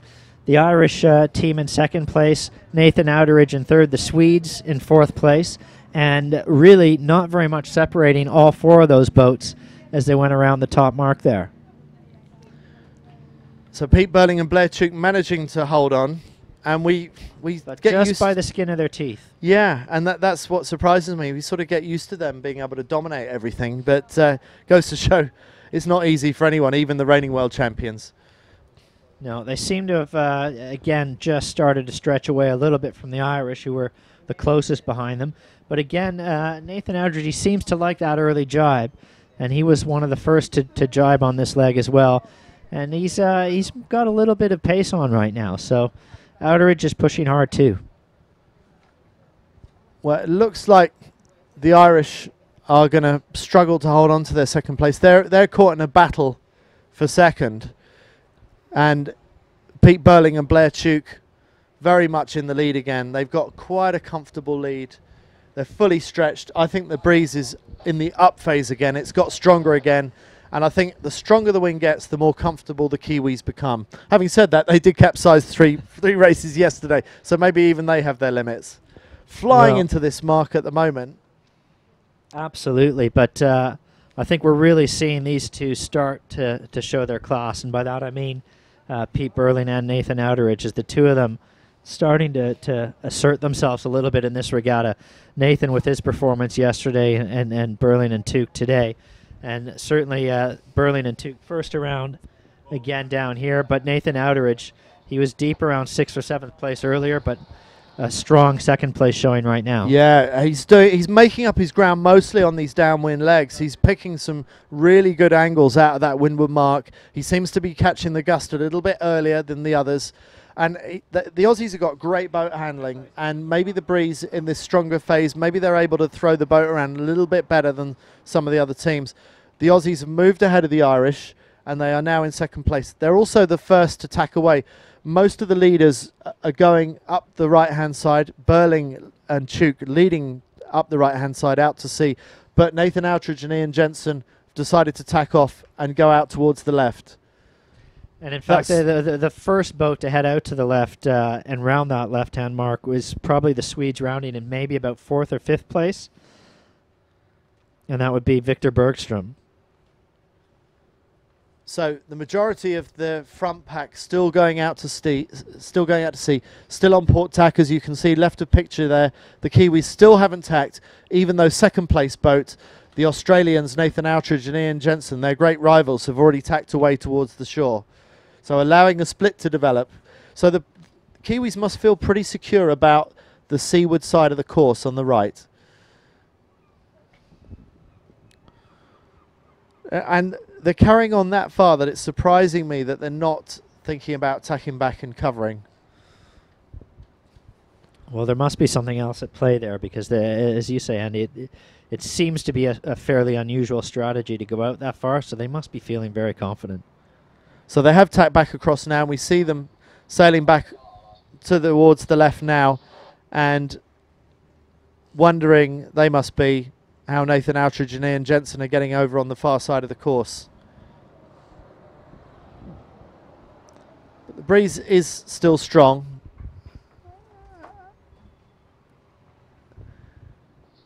And Manu Duyen, France 3, overnight leaders wearing the yellow jerseys. They were one of the first boats to take the opposite gate mark. They've gone inshore, and it looks like the French might have made some gains. So it makes you wonder why everyone was so keen on following the Kiwis out to the right-hand side. And it also makes you wonder, how are the Australians going to be when they meet the Kiwis for their first cross up this final leg of this 4-lap race? Will the Aussies have made any inroads? Burling and Tuke just tacking there. I think that's Nathan Outridge and Ian Jensen they've tacked on. So the Aussies have closed the gap a little bit. But that looks like quite a hard cover that the Kiwis have put on the Australians. It's going to be hard for the Aussies to live there. And I think as it gets later and later in this race, we're going to see a little bit more of that, aren't we? Yeah, and especially, I mean, it's too early in a European Championships to be thinking who your main rivals are overall. But any time that the Kiwis get a chance to stick one on their Aussie training partners, I'm sure they're going to take it. But it's not a bad enough cover that the Aussies are tacking away. They're still prepared to live there, and if there is any bad air, maybe it's not hurting them that badly in these strong winds. But the Aussies are a little bit lower, just not quite able to hold the same line as the Kiwis. So the Kiwis in a good controlling position here. And okay, they have yielded some ground, but the positions haven't changed. It's still New Zealand in the lead, ahead of Australia in second.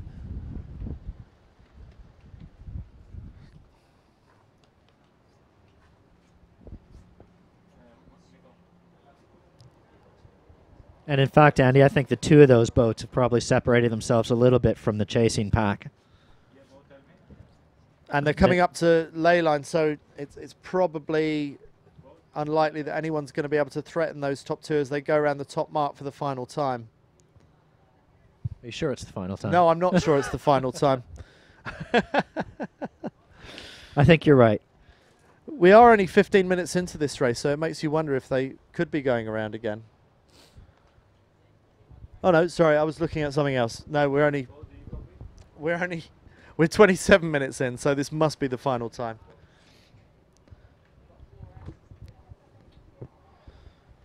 So Burling is already round, the white kite is up.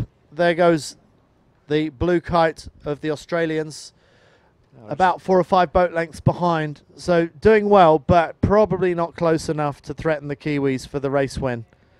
No, I think that's right. And then right behind them is, I think that'll be the Irish team going around in third place. So the boat leaping up and down, Burling and Tuke going at full chat. The orange kite still doing well. There's a red kite that's also in the mix. That will be the Danes. That will be Jonas Wara doing very well in this race. Sailing with a new crew that he's not been racing with for too long now.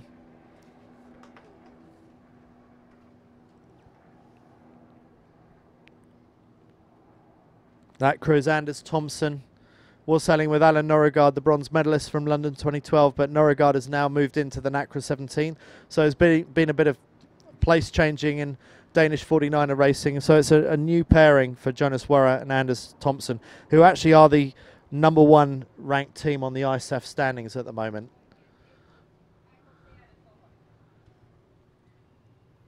So final time down. And Andy, they are absolutely pouring down wind here, coming up towards the finishing line. Just screaming along. About 200 or 300 meters from the finish now. And they've stretched away from the Australians in second place. They're not intimidated by the Aussies anymore. The Aussies were the team to beat coming into London 2012, but I think it's fair to say that these days it's Burling and Chuk that are the team to beat, and Nathan knows he's got a race on if he's going to defend that Olympic gold medal in Rio 2016. That we had both of them on the morning show, which you can still catch on YouTube, and we had Nathan Outridge and Pete Burling talk about their rivalry today, this morning, and it was Bo Outridge, Nathan's own brother, who runs that show for us here at the 49er European Championships. But Andy, here we have Pete Burling coming up to the finishing line now, and so this will be back-to-back wins for the New Zealanders, and really strong performance. They just haven't really seemed threatened at all today. No, phenomenal performance by New Zealand 49er crews across the board. So far we've seen 5 races today, and New Zealand teams have won 4 of those 5 races. What do you think they're having for breakfast? Australians at the moment. No, to be fair to the Aussies, second place in that race was pretty good. Pretty good. And Nathan was at one point fairly deep in the top 10 there in that race. He was looking early on, and he was a little bit further back, so he clawed back a few places there. The Danes are crossing third, the Irish in fourth, Eric Heil, the German boat, in fifth. Very close with the Croatians and a British boat. That's John Pink, Stu Bithell. That's a good comeback from them in that race. They've moved ahead of their rivals in another GBR boat. Not Dave Evans. Dylan Fletcher and Alan Syne. A lot of Brits in this race. But that was a poor race for Dylan Fletcher and Alan Syne. They were leading overall coming into this race. I doubt they're leading after that. I would think that after 2 race wins today, it must be Pete Burling and Blair Chuk that move into the overall lead now. Yeah, I mean, I think one of the things that's interesting is more how, one thing that's interesting to me, Andy, is the fact that Pete Burling came into this in 5th place. That's the harder part to imagine, having seen the way he's been sailing today. You kind of wonder, what did he do to end up in 5th place just to start off with today? What did I miss? Well, I don't think they really turned it on until the TV commentators arrived. I think that's the difference. They play to the cameras. But no, I'm with you. I mean, all that we've seen over the last 2 days, why aren't they leading this regatta? They had a shocker on the first day, and they were one of the first casualties of the U flag. They actually won a race. They crossed the finish line, but they didn't get the winner's gun because they'd broken the start. They had started slightly too early, and that was a rare mistake by the Australians, but there haven't been too many of those in the past couple of days. Well, we are seeing some pretty impressive performances from Pete Burling and his crew. Blair Chuk today, and certainly 2 bullets. You can't ask for more than that, but apart from the results, it's just the way they've done it. In the first race, it was they sailed from deep in the fleet to get the win. In this race, they started by port tacking the fleet, and they were never threatened at any point. Just sailing with a lot of confidence right now. Yeah. It's when someone's on a rich seam like they are, it's hard to see anyone stopping them. But Nathan Outridge and Ian Jensen, as you said, they did make a great recovery, and so a second place in a way is equally impressive considering where they had to come back from. Well, and it does just show you the difference between in this game is really a matter of inches, because both Outridge and Burling, they had in mind that port tack start, and Nathan just had to bail out of it at the end. There was one boat he just couldn't cross, and it wasn't by much. So he ended up needing to tack, whereas Burling was just off and flying up the middle of the racetrack. Third place for Jonas Warrer, Anders Thompson, new pairing. Okay, a lot of experience in the back of the boat, with an Olympic gold medal from 2008. But that's good by the Danes. Will it be enough to threaten the Antipodean crews, though? Hard to see at the moment. If coming into this regatta, you would say that the Aussies and the Kiwis were the hot favourites to win this championship, and from what we've seen today, I don't think there's much to change our minds on that. No, well, our provisional results right now, as you suggested, Pete Burling is in the lead, 3 points ahead of the Brits, Darren Fletcher, and then 1 point further back is Nathan Outridge. That's the provisional results. And if you want the standings to the overall standings to stay up a little bit longer, you can click pause on your YouTube player and you'll be able to see those up there. And of course, the standings will be available on the 49er.org on the website shortly after our third and final race of the day, which should be coming up in just a few minutes, Andy. And you can see on those standings there that the points have got very mixed. Just back from the front few. Manu Dien now on 36 points, 11 points behind Pete Burling and Blair Chuk. So it's not been a great day so far for the French who are wearing the yellow jerseys today. No, I mean, we've hardly talked about them because they really have barely been inside the top 10 once racing started today. So a difficult day for a French crew that up until now had performed very well. And I mean, they must have had a strong day yesterday in the big breeze as well to come out of yesterday at the top of the table. Yes, I think they have, well, obviously they'd sailed the most consistently after the first 2 days. The Kiwis and the Aussies didn't have such a strong start on the first regatta, the first day of the regatta before we arrived, Peter. But the stronger the breeze has got, the more the favoured teams that we expected to do well seem to be able to perform. I think the lighter it gets, the more it becomes anyone's game in the 49er. Well, certainly, I guess that takes the premium off of the boat handling and makes it a little bit easier for the crews that maybe struggle with boat handling when the breeze gets up. Well, I'm hoping in a moment we might be able to speak to one of the Norwegian FX crews. That's Helen Nice and Mary Runningen. And I'm guessing that Helena's on the left and Marie on the right. So welcome. Marie, how did your racing go this morning? We didn't have the best day today. We struggled a bit in the 2 first races because the wind was really up and down. And we didn't have really good starts, but the last race we came back and did a bit better than the first one. Helen, what have you debriefed from today in terms of what lessons to be learnt? I think today was a lot about communication. We struggled a bit in the 2 first races about like how we talk to each other and how we communicate what's important out there. So we discussed that a lot in the breaks and we kind of figured it out before the last race. So that helped a lot. So what kind of things are you talking about when you want to improve your communication? Like what's going on the course, what the other ones are doing, and today was real about looking for pressure.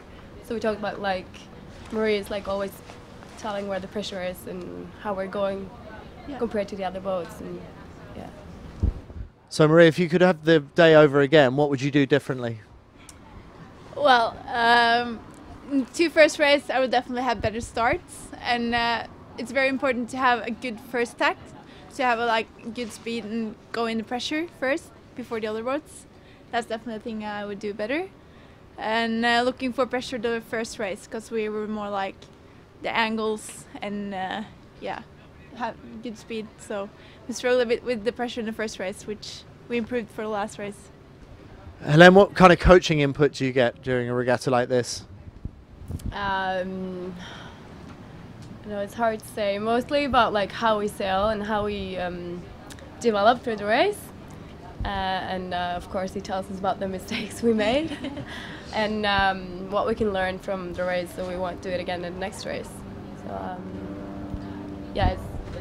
he's just seeing it from outside of the race course and see things that we don't see that well. So it's good to have someone who's going to tell you what to do. To get that outside perspective. Marie, what kind of sailing were you doing before the 49er FX? I started in the Opti and then over to a bit of laser for 1 year and then the 29er. And then I jumped into FX last year. And what about yesterday? On days like yesterday, it was pretty much survival. Were you wishing you were sometimes in the Optimist? Well, yeah. Well, yeah, maybe. Sometimes when it's too crazy. I had more control than here, but we're getting there and it's good. We like the heavy winds, so yesterday was a bit of a struggle, but we're really enjoying the heavy winds, so it's fine. And what have you seen on the forecast for the rest of the week? What do you think we can expect? A lot of wind tomorrow, like yesterday, and the day after it's a bit lighter. So tomorrow going to be like crazy, but it's fun. Well, we hope you take home the lessons from today and apply them tomorrow, and we expect to see great things from you tomorrow. Thanks for joining us. Thank you. Thank you. Great. All right, thanks, Andy. Well, we are in pause mode after 2 races here of the 49er FX class. It's the first day here, Andy, of the medal racing. Sorry, not the medal racing, the Gold Fleet racing. We've got the top 26 separated from a big fleet of 80-plus boats here. We've got the cream of the crop here, the top 26 racing. We've had 2 of our 3 scheduled races today, and race 3 should be getting underway very shortly. The breeze, well, the wind up today has been anywhere from about 11 to maybe 15, 16 knots. Right now it's more in the 14 knot range. Beautiful sunny skies, and the wind angle is around a little bit more. I hear from the folks that have been here all week, the wind angle a little bit different than what it's been earlier this week. Interesting to hear the forecast for tomorrow for big breeze again. Yeah, that could be exciting. That could be exciting. Easy for us to say standing on the shore. There'll be some quaking knees tomorrow. It's such a challenging boat to sail in strong wind, and you're never fully the master of it. Pete Burling and Blair Chuk, they're the master of today, but they fell in 3 times yesterday. So it's hard to imagine that a team that we've seen perform so well today, barely put a foot wrong, if we've seen them put a foot wrong at all, get it wrong 3 times yesterday and end up in the drink. And I think what's interesting about that as well is that, generally speaking, Kiwi crews like the big breeze. You know, they're known for liking the big breeze, so you would expect them to excel when the wind gets up. But we've got our countdown there, and I think that's our 5 minute. Getting into our start sequence. So 5 minutes to go, and let's see what kind of flag we're going to get at the 4 minute. I suspect it will be the U flag, which seems to be becoming standard around here. And we'll see, Andy, what we're going to get in terms of follow-up to your port tack start strategy. Certainly used to incredible effect in race 2, the previous race by Pete Burling. But certainly he wasn't alone in that. There were a lot of boats lined up to go on port tack with him. And the more that want to do the port tack, the less effective it becomes. It can become more and more difficult if more people fancy trying the same chancy move as yourself. So it tends to work when you're a sort of a... When you're the lone wolf. Yeah, when you're the lone wolf. But having said that, there were 5 or 6 that tried it last time. No one got it as well as Pete Burling and Blair Chuk. They were the only ones that got across the front of all the starboard tack boats, and that's what launched them into the lead, and it was a lead that they never gave up. So coming up to the 4 minute, we've just got the 4 minutes, so it's it is the U flag, as I thought. So it's another one where you have to be careful. You can't afford to be over in that final minute before the start. And to be fair, the crews seem to have been behaving rather well this afternoon, certainly in the 49er class. We haven't heard anything. We'll need to check at the end as the race officials come off to make sure we haven't missed anything. But my understanding is both the starts have looked pretty clean. Yeah, I think that's right. And, well, it should be, you know, because this is effectively a black flag. It doesn't look as scary as a black flag, this red and white check flag, but it needs to be treated with caution. So a lot of boats gathering up by the committee boat end of the line. This is right in front of our commentary position, very, very close to shore. And at the moment, not much interest in the pin end, but we've still got a few minutes to go. So it's 2:50 to go. So a little bit too early to tell any patterns emerging quite yet in terms of who's thinking about what kind of start.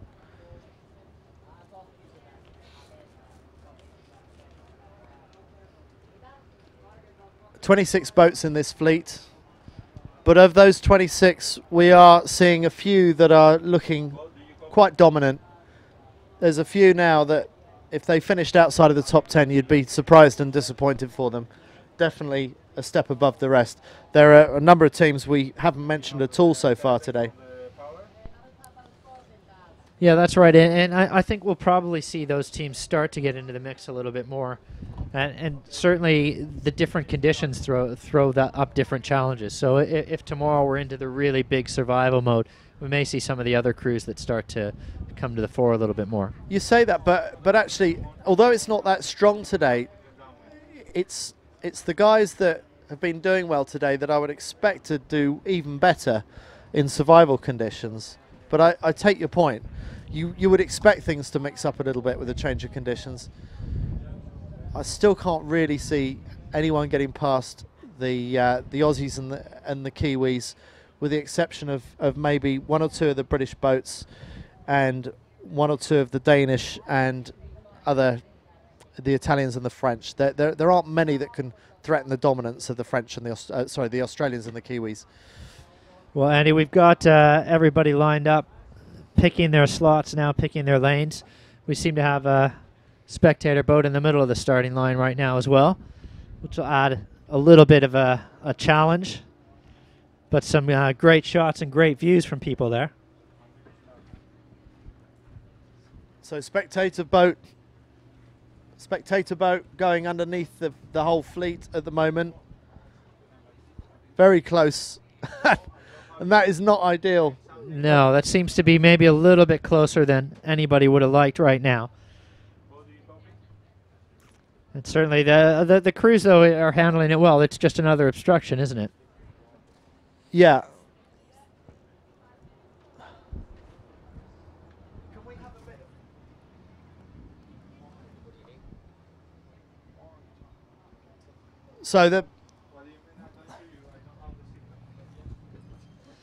So Andy, we do have as we're getting into this start, we're seeing, well, there's the spectator boat cleared off the line with about what, a minute to go now. No, and there's the start. They're off. So we have, Andy, we've got 5-6 boats trying the port tack start. Nobody out in front though. It's a port tack start, the traditional port tack start that you've been talking about, where you duck behind the fleet, but it gets you out to the right-hand side of the race course quickly. So Pete Burling and Blair Tuke were among those that went for the port tack start, but this time they didn't manage to get across the face of the start. Majority of the fleet on port tack, sailing out to the right-hand side. So well, that tells us a lot about where they're looking to go and the type of pressure that they're trying to find out there. So a lot of boats wanting to go out to sea, and that's very untypical. So it does tell you that they feel that the breeze is in a left-hand phase and they want to make the most of that to get on port tack.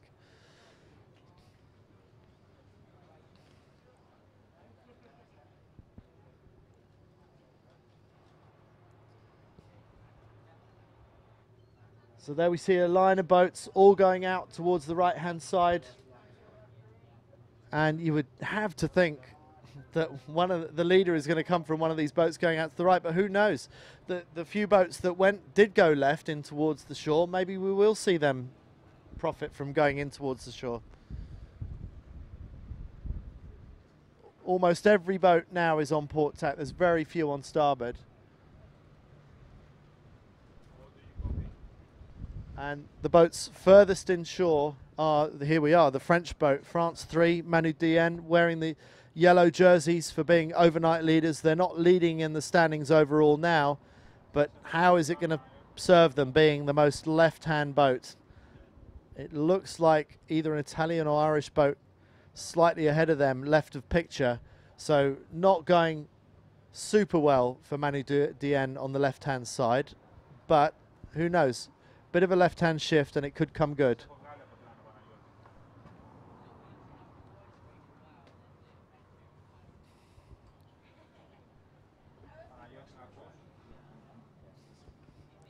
So some of the boats coming up into the top half of the beat now.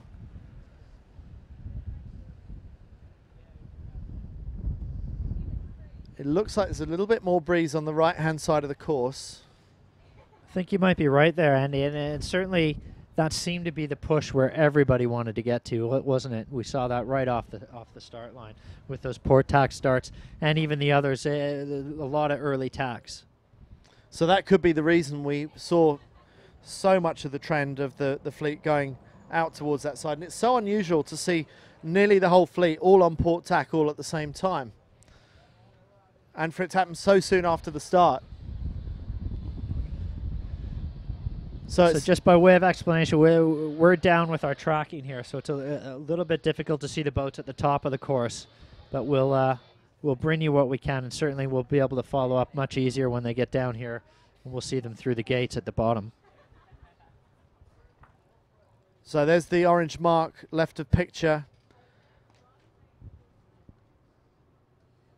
That looks like a replay of the start, is it? Or is that can't be the top? They're still very close together if we're looking at the top there.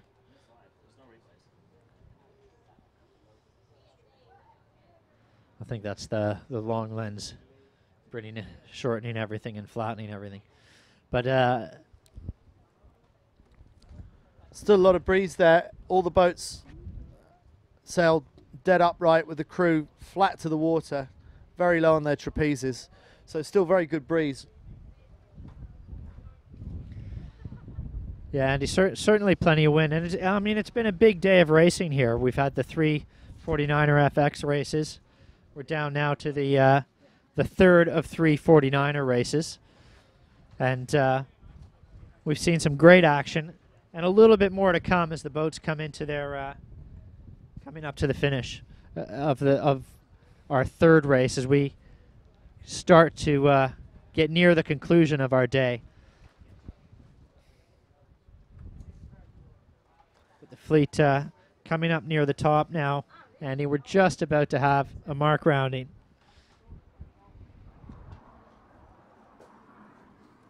So this is another 4-lap race.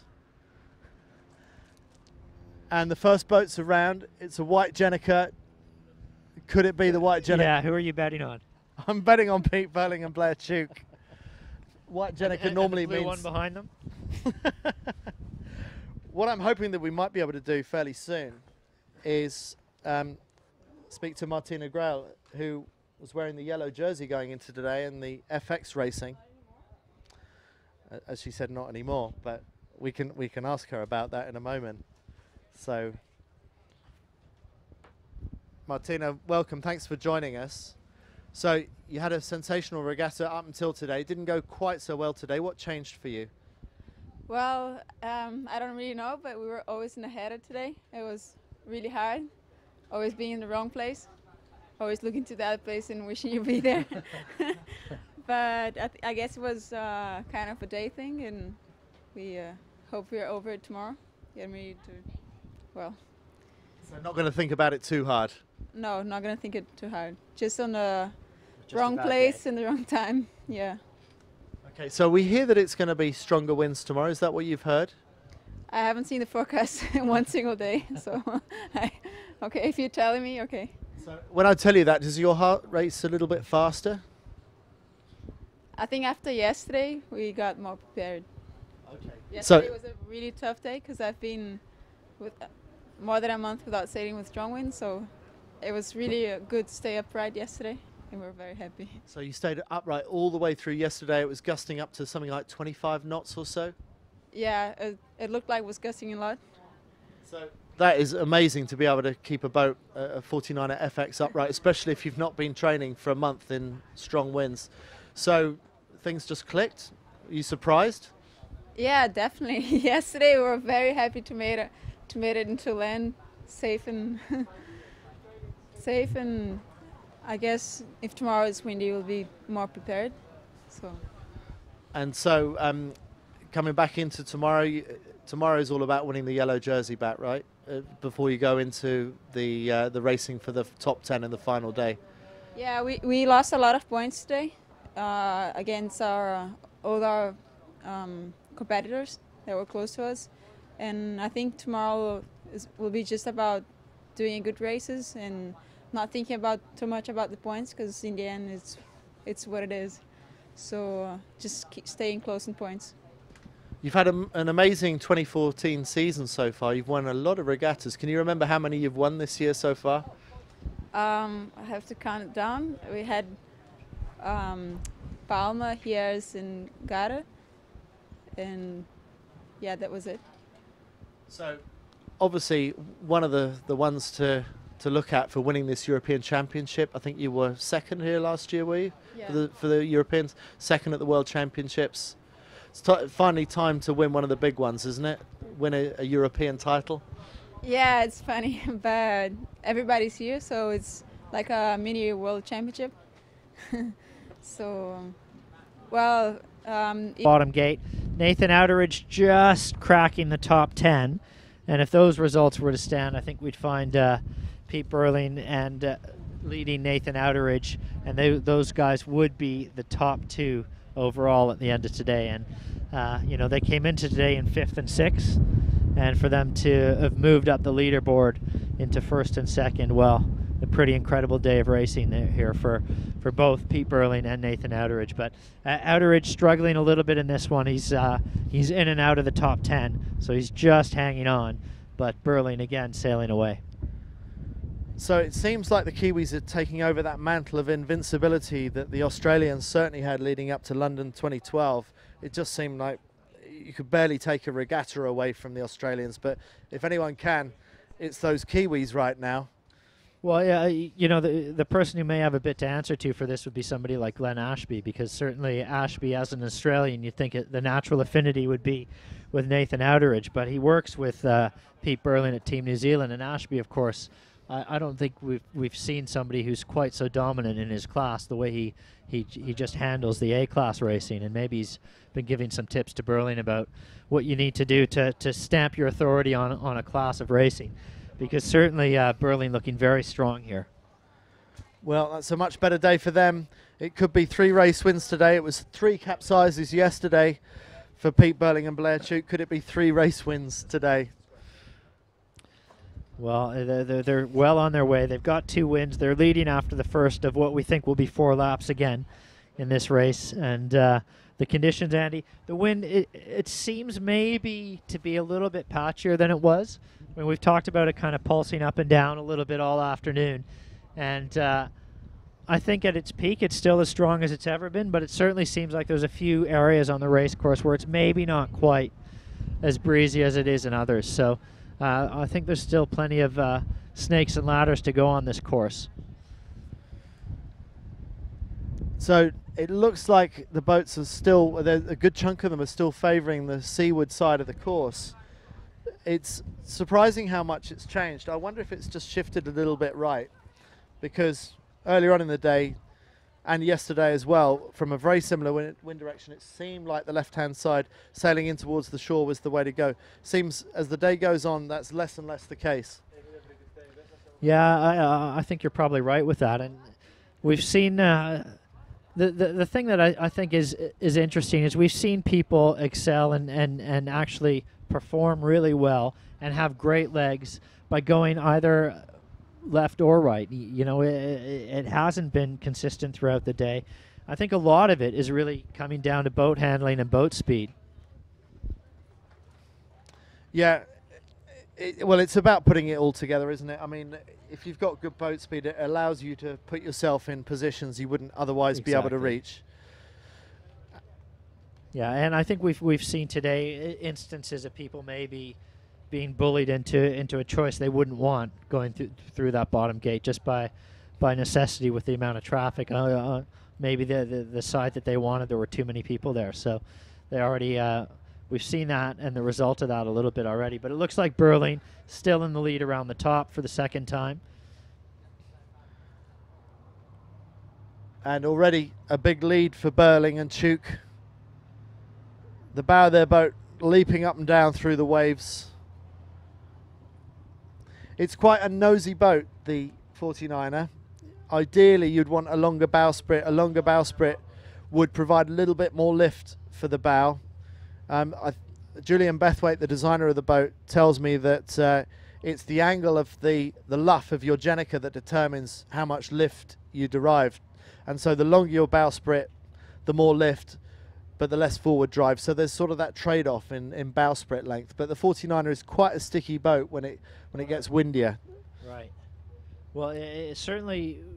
Well, I'll be very interested to see if we do get that big breeze tomorrow, what they look like, because they're absolutely gorgeous in these conditions. This sort of 14, 15, 16 knot range. They're just stunning boats to watch. These are perfect 49er conditions. When you're in the back of the wings, feet in the foot loops, drop down to your knots on your trapeze adjusters, really, really low. There goes Blair Chuk running in to drop the Jenica. That didn't take long, did it? No, not for a muscly bloke like him. So this time they're going for the inshore leg. Now that's quite surprising considering how strong the right-hand side has been. Why would they go for a change? Andy, look at the size of the lead they've got right now. They can pretty much do what they want, can't they? Yeah. So sailing right past us there, flat down to their trapezes. Blair Chuk working the main sheet, small adjustments on the mainsail, and the second boat yet to even go round.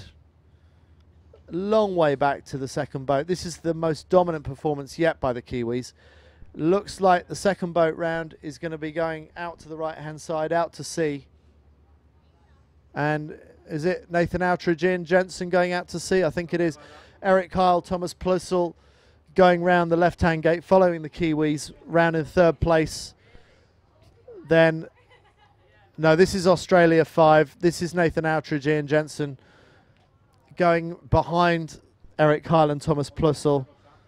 That's still a nice move up the fleet for Outridge, because certainly on the little bit of tracking information we had earlier, he was a little bit deeper in the fleet than that. So Jonas Warra going round the left gate, sailing with new crew Anders Thompson. Jonas Warra, the 2008 Olympic champion, not fully threatening the Antipodean cruise, but still sailing very well. And in the top 5 overall in the European Championships so far. British crew going round the right-hand gates. I think that was Dylan Fletcher, Alan Sign. It's falling away a little bit because they were the overall leaders of the European Championships just a race or so back, but they've yielded that mantle to the Kiwis. Kiwis stretching further and further ahead.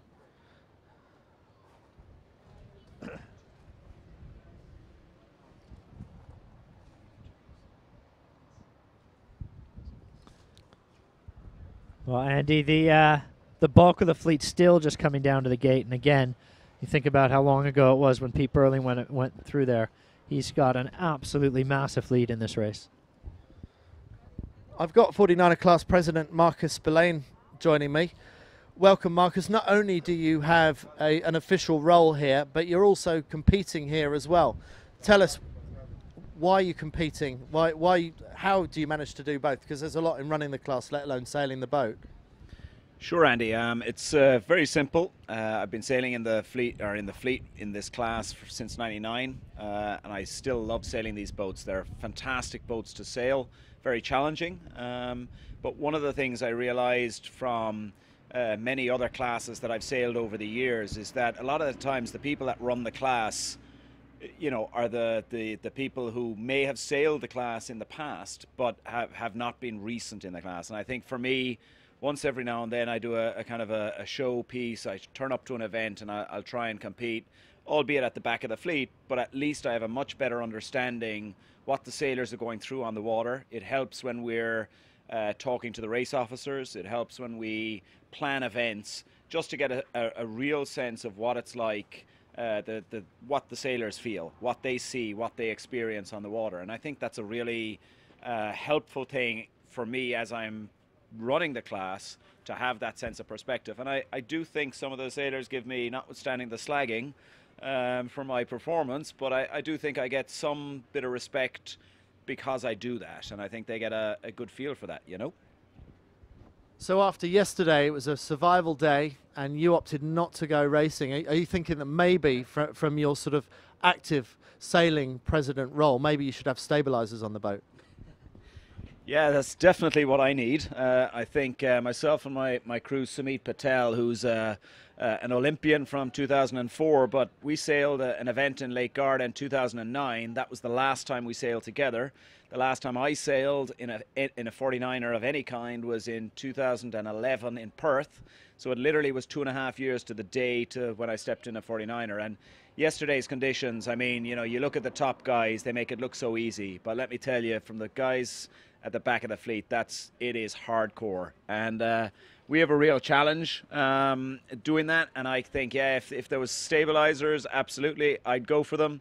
But then again, I wouldn't quite be so, you know, I'm a bit egotistical, a bit macho, and I'd never agree to do it.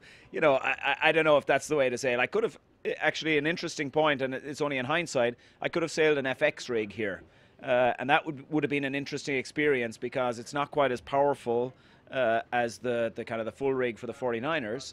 And so that would have been an interesting perspective in the very strong conditions yesterday. You make a good point there, because it's easy to fall into the trap, and I've done it a few times in commentary, thinking that the FX is a girls' boat, but actually it's an open class, isn't it? So you could actually have, and we have got mixed crews here. I don't know if we've got any all-boy crews in the FX. We've got one, okay, but it's worth making that point, isn't it, that it's an open class? Absolutely, and this is actually an interesting point, Andy, where you know, we are using the FX as a stepping stone for some younger male crews, some of the kind of Olympic hopefuls, as they step up from other youth classes, as a kind of an interim boat, you know, on the pathway to the full 49er.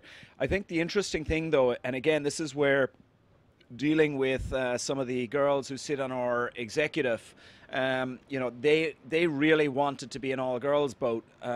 Why? Purely because, you know, at a European event like this, there's a lot of funding at stake. There's a lot of, you know, their positions will dictate how much funding they get the following year and so forth. And, you know, if you have a mixed crew or an all-boys crew sailing an event like this, where they can potentially impact the girls and their funding, I think that really is a difficult compromise that we're trying to figure out. But I think, you know, certainly the feedback of the overall class is that we want it to be open. We want to allow younger, kind of lighter boy teams to be able to compete at the top level and use it as a stepping stone.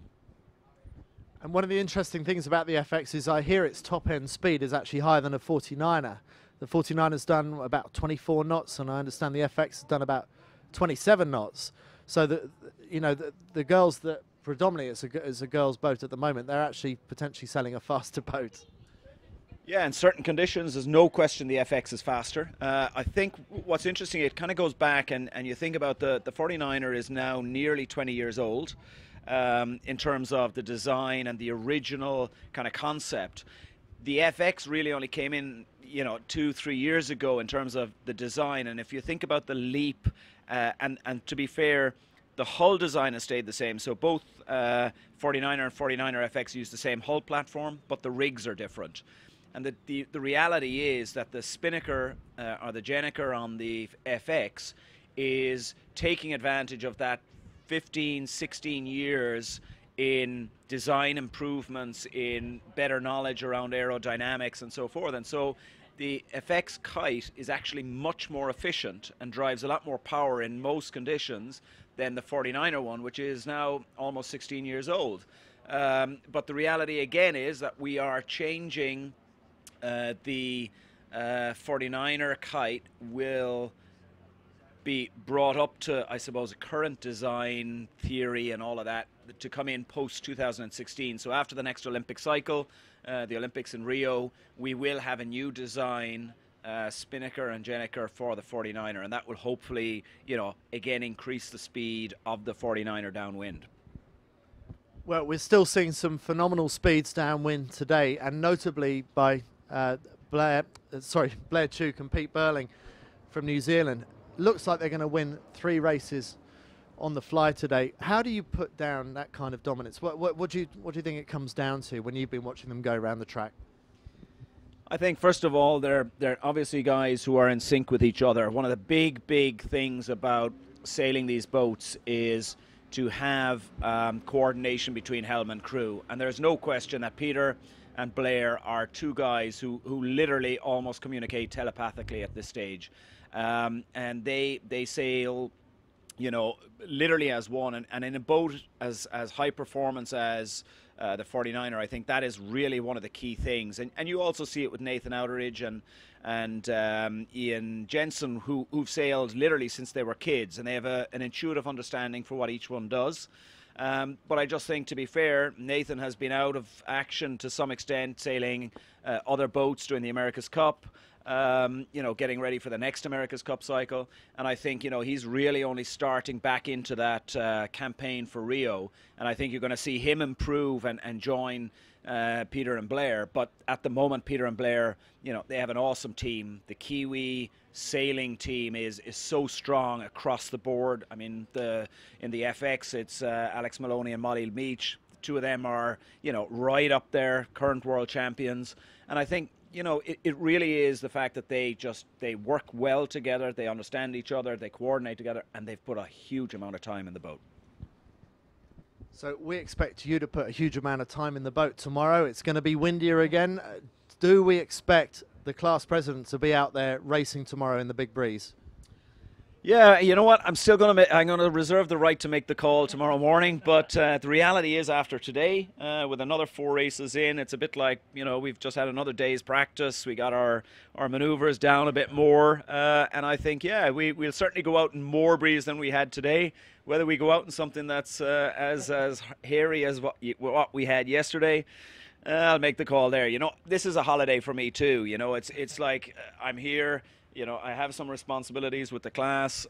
So if it works for me to go out, I'll absolutely get out there. But if it doesn't, then I'll quite happily sit on shore and cheer everybody else on. Marcus, thanks a lot for joining us, and good luck tomorrow. Right. Meanwhile, Rushy, what's going on the race course? Well, you might be surprised to learn that Pete Burling is in the lead. And he is, if anything, extending that lead. So Burling's doing really well. There's an Australian boat in second place, but it's not Nathan Outeridge. That's Will Phillips, is it? That's Will Phillips is in second place, but overall, it looks like if these results stand, Nathan's up to about 5th or 6th, I think. And if the results that we've got on the course stand to the finish, we're on the last lap now. We're going to have Pete Burling in the lead. Nathan Outeridge will be in second place. But Burling's going to have a substantial lead going into tomorrow. Yeah, it looks like it's going to be a 9 or 10 point lead. So it's been a massive rate of gain over the past 2 days for the Kiwis. 3 capsizes yesterday, no capsizes today. It looks like it's going to be 3 straight race wins. Well, I think it's been a profitable day for both of those sailors that we've been talking about so much, with Pete Burling and Nathan Outeridge. They came into the day in 5th and 6th, respectively. They're going to finish the day in 1st and 2nd, respectively. Again, assuming nothing untoward happens on this final little bit of upwind and run to the finish. And again, you can see the extension. We're barely seeing any Genekers out, but the ones that we are, Burling's got his Geneker out. He's going to be finished before a good chunk of the fleet rounds that top mark, I think. It's unbelievable, isn't it? He's only 200 meters away from the finish, and we're only seeing the 3rd Geneker go up. So there's only 2 other boats on the same leg of the course, and he's just about to finish. And to be fair, I mean, we haven't been able to follow this 3rd race today as closely as we would have liked with the tracking not working. But I have to say, what's been interesting is that it's not just these guys. There's a huge spread across the entire fleet. There's bigger gaps between 2nd and 3rd, and between 4th and 7th kind of thing. So certainly there's been some holes on this race course that people have fallen into, and that's allowed Burling to really shine and extend. But I mean, there's no doubt this is a real impressive performance. Certainly it is, and it's Pete Burling, Blair Tuke, reigning world champions, Olympic silver medalists. One of the most successful days ever, even by their high standards. 3 race wins for the New Zealanders. Blair Tuke gets the kite down for the last of many, many times today. It's been a very, very hard outing for all the crews today. But Blair Tuke, he's man enough for it. Got the kite down, back on the trapeze, blasting back into shore. And these guys will have the boat on the trolley, sails down, before half of the rest of the fleet has even crossed the finish line. Yeah, I think you're exactly right with that, Andy. It's just been that kind of a day for these guys, and if they can follow that up again tomorrow, and then of course we go into the medal races on Sunday, the all-important theater-style racing where just the top 10 are involved. I think they have a chance to really put their stamp on this event And as we've said, this is kind of a statement event for them as well. Nathan Outeridge is here. He's racing. He's put some training in for this one. And this is a real statement of intent, I think, by Pete Burling and Blair Tuke, that they're the guys. They're the new sheriff in town. Well, this is a great result. Second place for Will Phillips and Fang Warren. It's an Australian boat, but not the one we normally expect to see at the front of the fleet. Will Phillips has been in the class a long time. He's not been sailing with Fang Warren for too long, and they sail the boat for fun. They know that it's going to be very hard to take that Olympic selection spot away from Nathan Outeridge and Ian Jensen, but for a bunch of guys having some fun in the 49er, to come second against the best in the world is a very impressive performance. Eric Heil, Thomas Plussel finishing in third for Germany. Well, that's right. And as far as the Australians go, they came into the day in 10th place. So this kind of a result, a second place result, that should do them in good stead on the overall leaderboard as well. And good for them. You know, as far as I know, they don't get much in the way of funding. They do it off their own bat. They're up against full-time professionals. Okay, they've done a lot of sailing, but they're not. They've got jobs as well. So to get a second in this fleet is really impressive.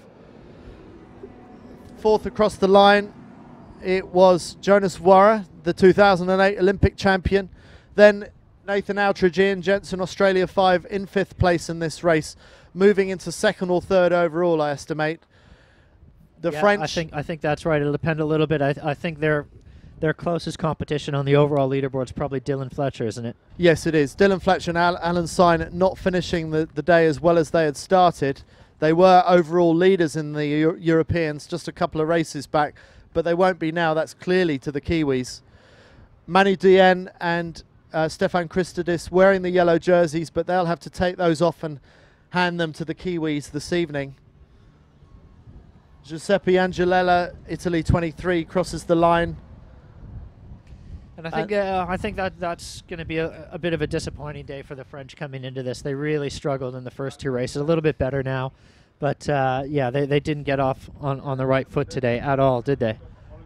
No, they didn't. Now, behind me, going into the boat compound, it is Pete Burling and Blair Tuke. So whatever boats you see finishing now, they may not be aware of it, but Pete Burling's about to start hosing his boat down. The Irish, I thought the Irish were doing better in that race, but maybe not. They've generally had a good day, but that's their orange kite coming down there as they cross the finish line. That's right. They had a very good opening two races to the day, but it's kind of fallen apart a little for them in this last race. But I hope that these sailors still manage to appreciate that they've had a fantastic day sailing. Maybe not all of them get the results they want, but one of the great things about the 49er is even when you've had a bad day, by results standards, you still had a great day sailing. It's just a wonderful boat to sail. Well, in conditions like we've had today for both the 49er FX this morning and the 49er class this afternoon, it's really champagne sailing conditions for these types of boats. It's right in the sweet spot, isn't it? It sure is. It was a little bit over the sweet spot yesterday, right in the sweet spot today. It could be a little bit on the fruity side tomorrow. So we're hoping that we're going to get an interview fairly shortly with Blair Tuke, the guy who's muscled his boat around the track quicker than anybody else today. So we'll bring you that shortly. And it's not very often, Andy, that you get to interview one of the race crews before all the boats have finished the race, but it looks like we're going to have this opportunity now. Andy, go ahead. That's a very good point, Peter. Congratulations, Blair. Some of the boats still finishing the race. Here you are sitting next to me on the couch. The boat's already on the trolley. That's an incredible performance, even by your standards, right? Are you happy? Yeah, it was a good day, Andy, and yeah, with how close we are to shore, you know, we try with sort of keelboat styles. You know, you want to have the boat tied up and back on the dock before everyone's finished. So no, we raced ashore and really happy with the day. We are a bit disappointed in ourselves after yesterday. Let a couple of races slip, and you know, we came out firing today. 3 capsizes yesterday, 3 race wins today. That's a bit of an improvement, isn't it? Yeah, maybe could have been 4 race wins yesterday. So no, we were a bit gutted, like I said, and you know, Gold Fleet racing's tough, but you know, we turned it on today, and you know, it's going to be one of the better days we've had sailing the 49er.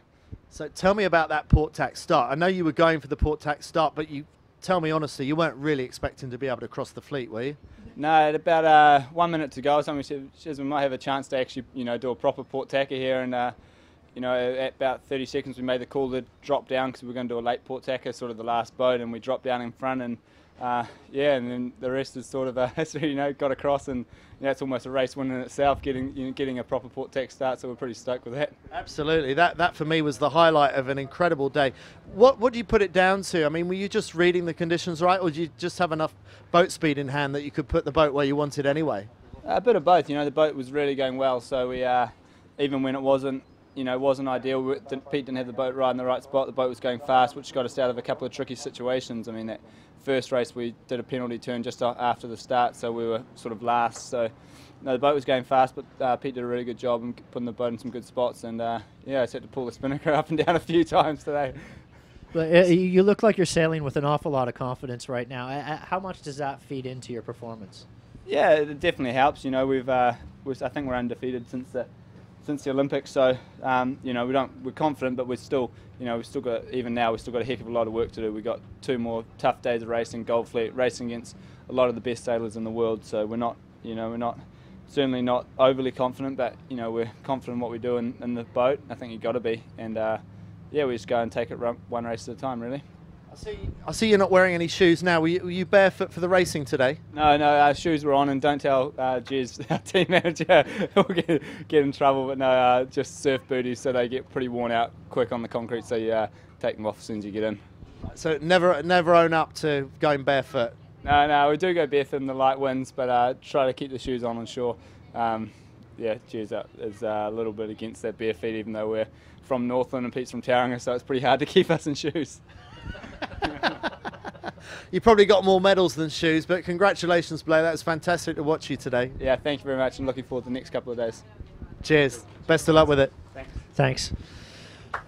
So there you have it. We've had some absolute stellar racing today, Andy, and great to talk to Blair Tuke. There are 3 bullets for Pete Burling and Blair Tuke, and they have taken the overall lead now in the 49er class. We saw some 49er FX racing this morning, but what really interested me in what he was saying was they're aware of how strong they're sailing right now. They're sailing with a lot of confidence. The boat's fast, so when they get in trouble, they can also get out of trouble quite easily. So a penalty turn on the start, and they still win that race. Just phenomenal. Yeah, a really great day for them. So we're going to come back with more racing again, of course, tomorrow. We're going to be starting at the same time, 11 a.m. start. We've got more of this Gold Fleet racing in the 49er FX class and the 49er class. I think we've got 3 races scheduled in each division again tomorrow. But some great things today. Tell me a little bit what you're looking forward to tomorrow, especially if the breeze is up. I'm looking forward to seeing if these sailors, particularly the Kiwis, can still think their way around the course, or is it just a muscle day? These are such tough boats to sail. The guys who won 3 races today capsized 3 times yesterday. That was exceptional for them. I just want to see, can they continue to race these boats, or is it just about survival? Either way, it's going to be super exciting for us. Well, that comes up tomorrow. If you want to see results from today's racing, make sure you go to 49er.org. But come back and join us tomorrow. And, of course, don't miss the morning show as well. And that's on a little bit earlier at 9 a.m.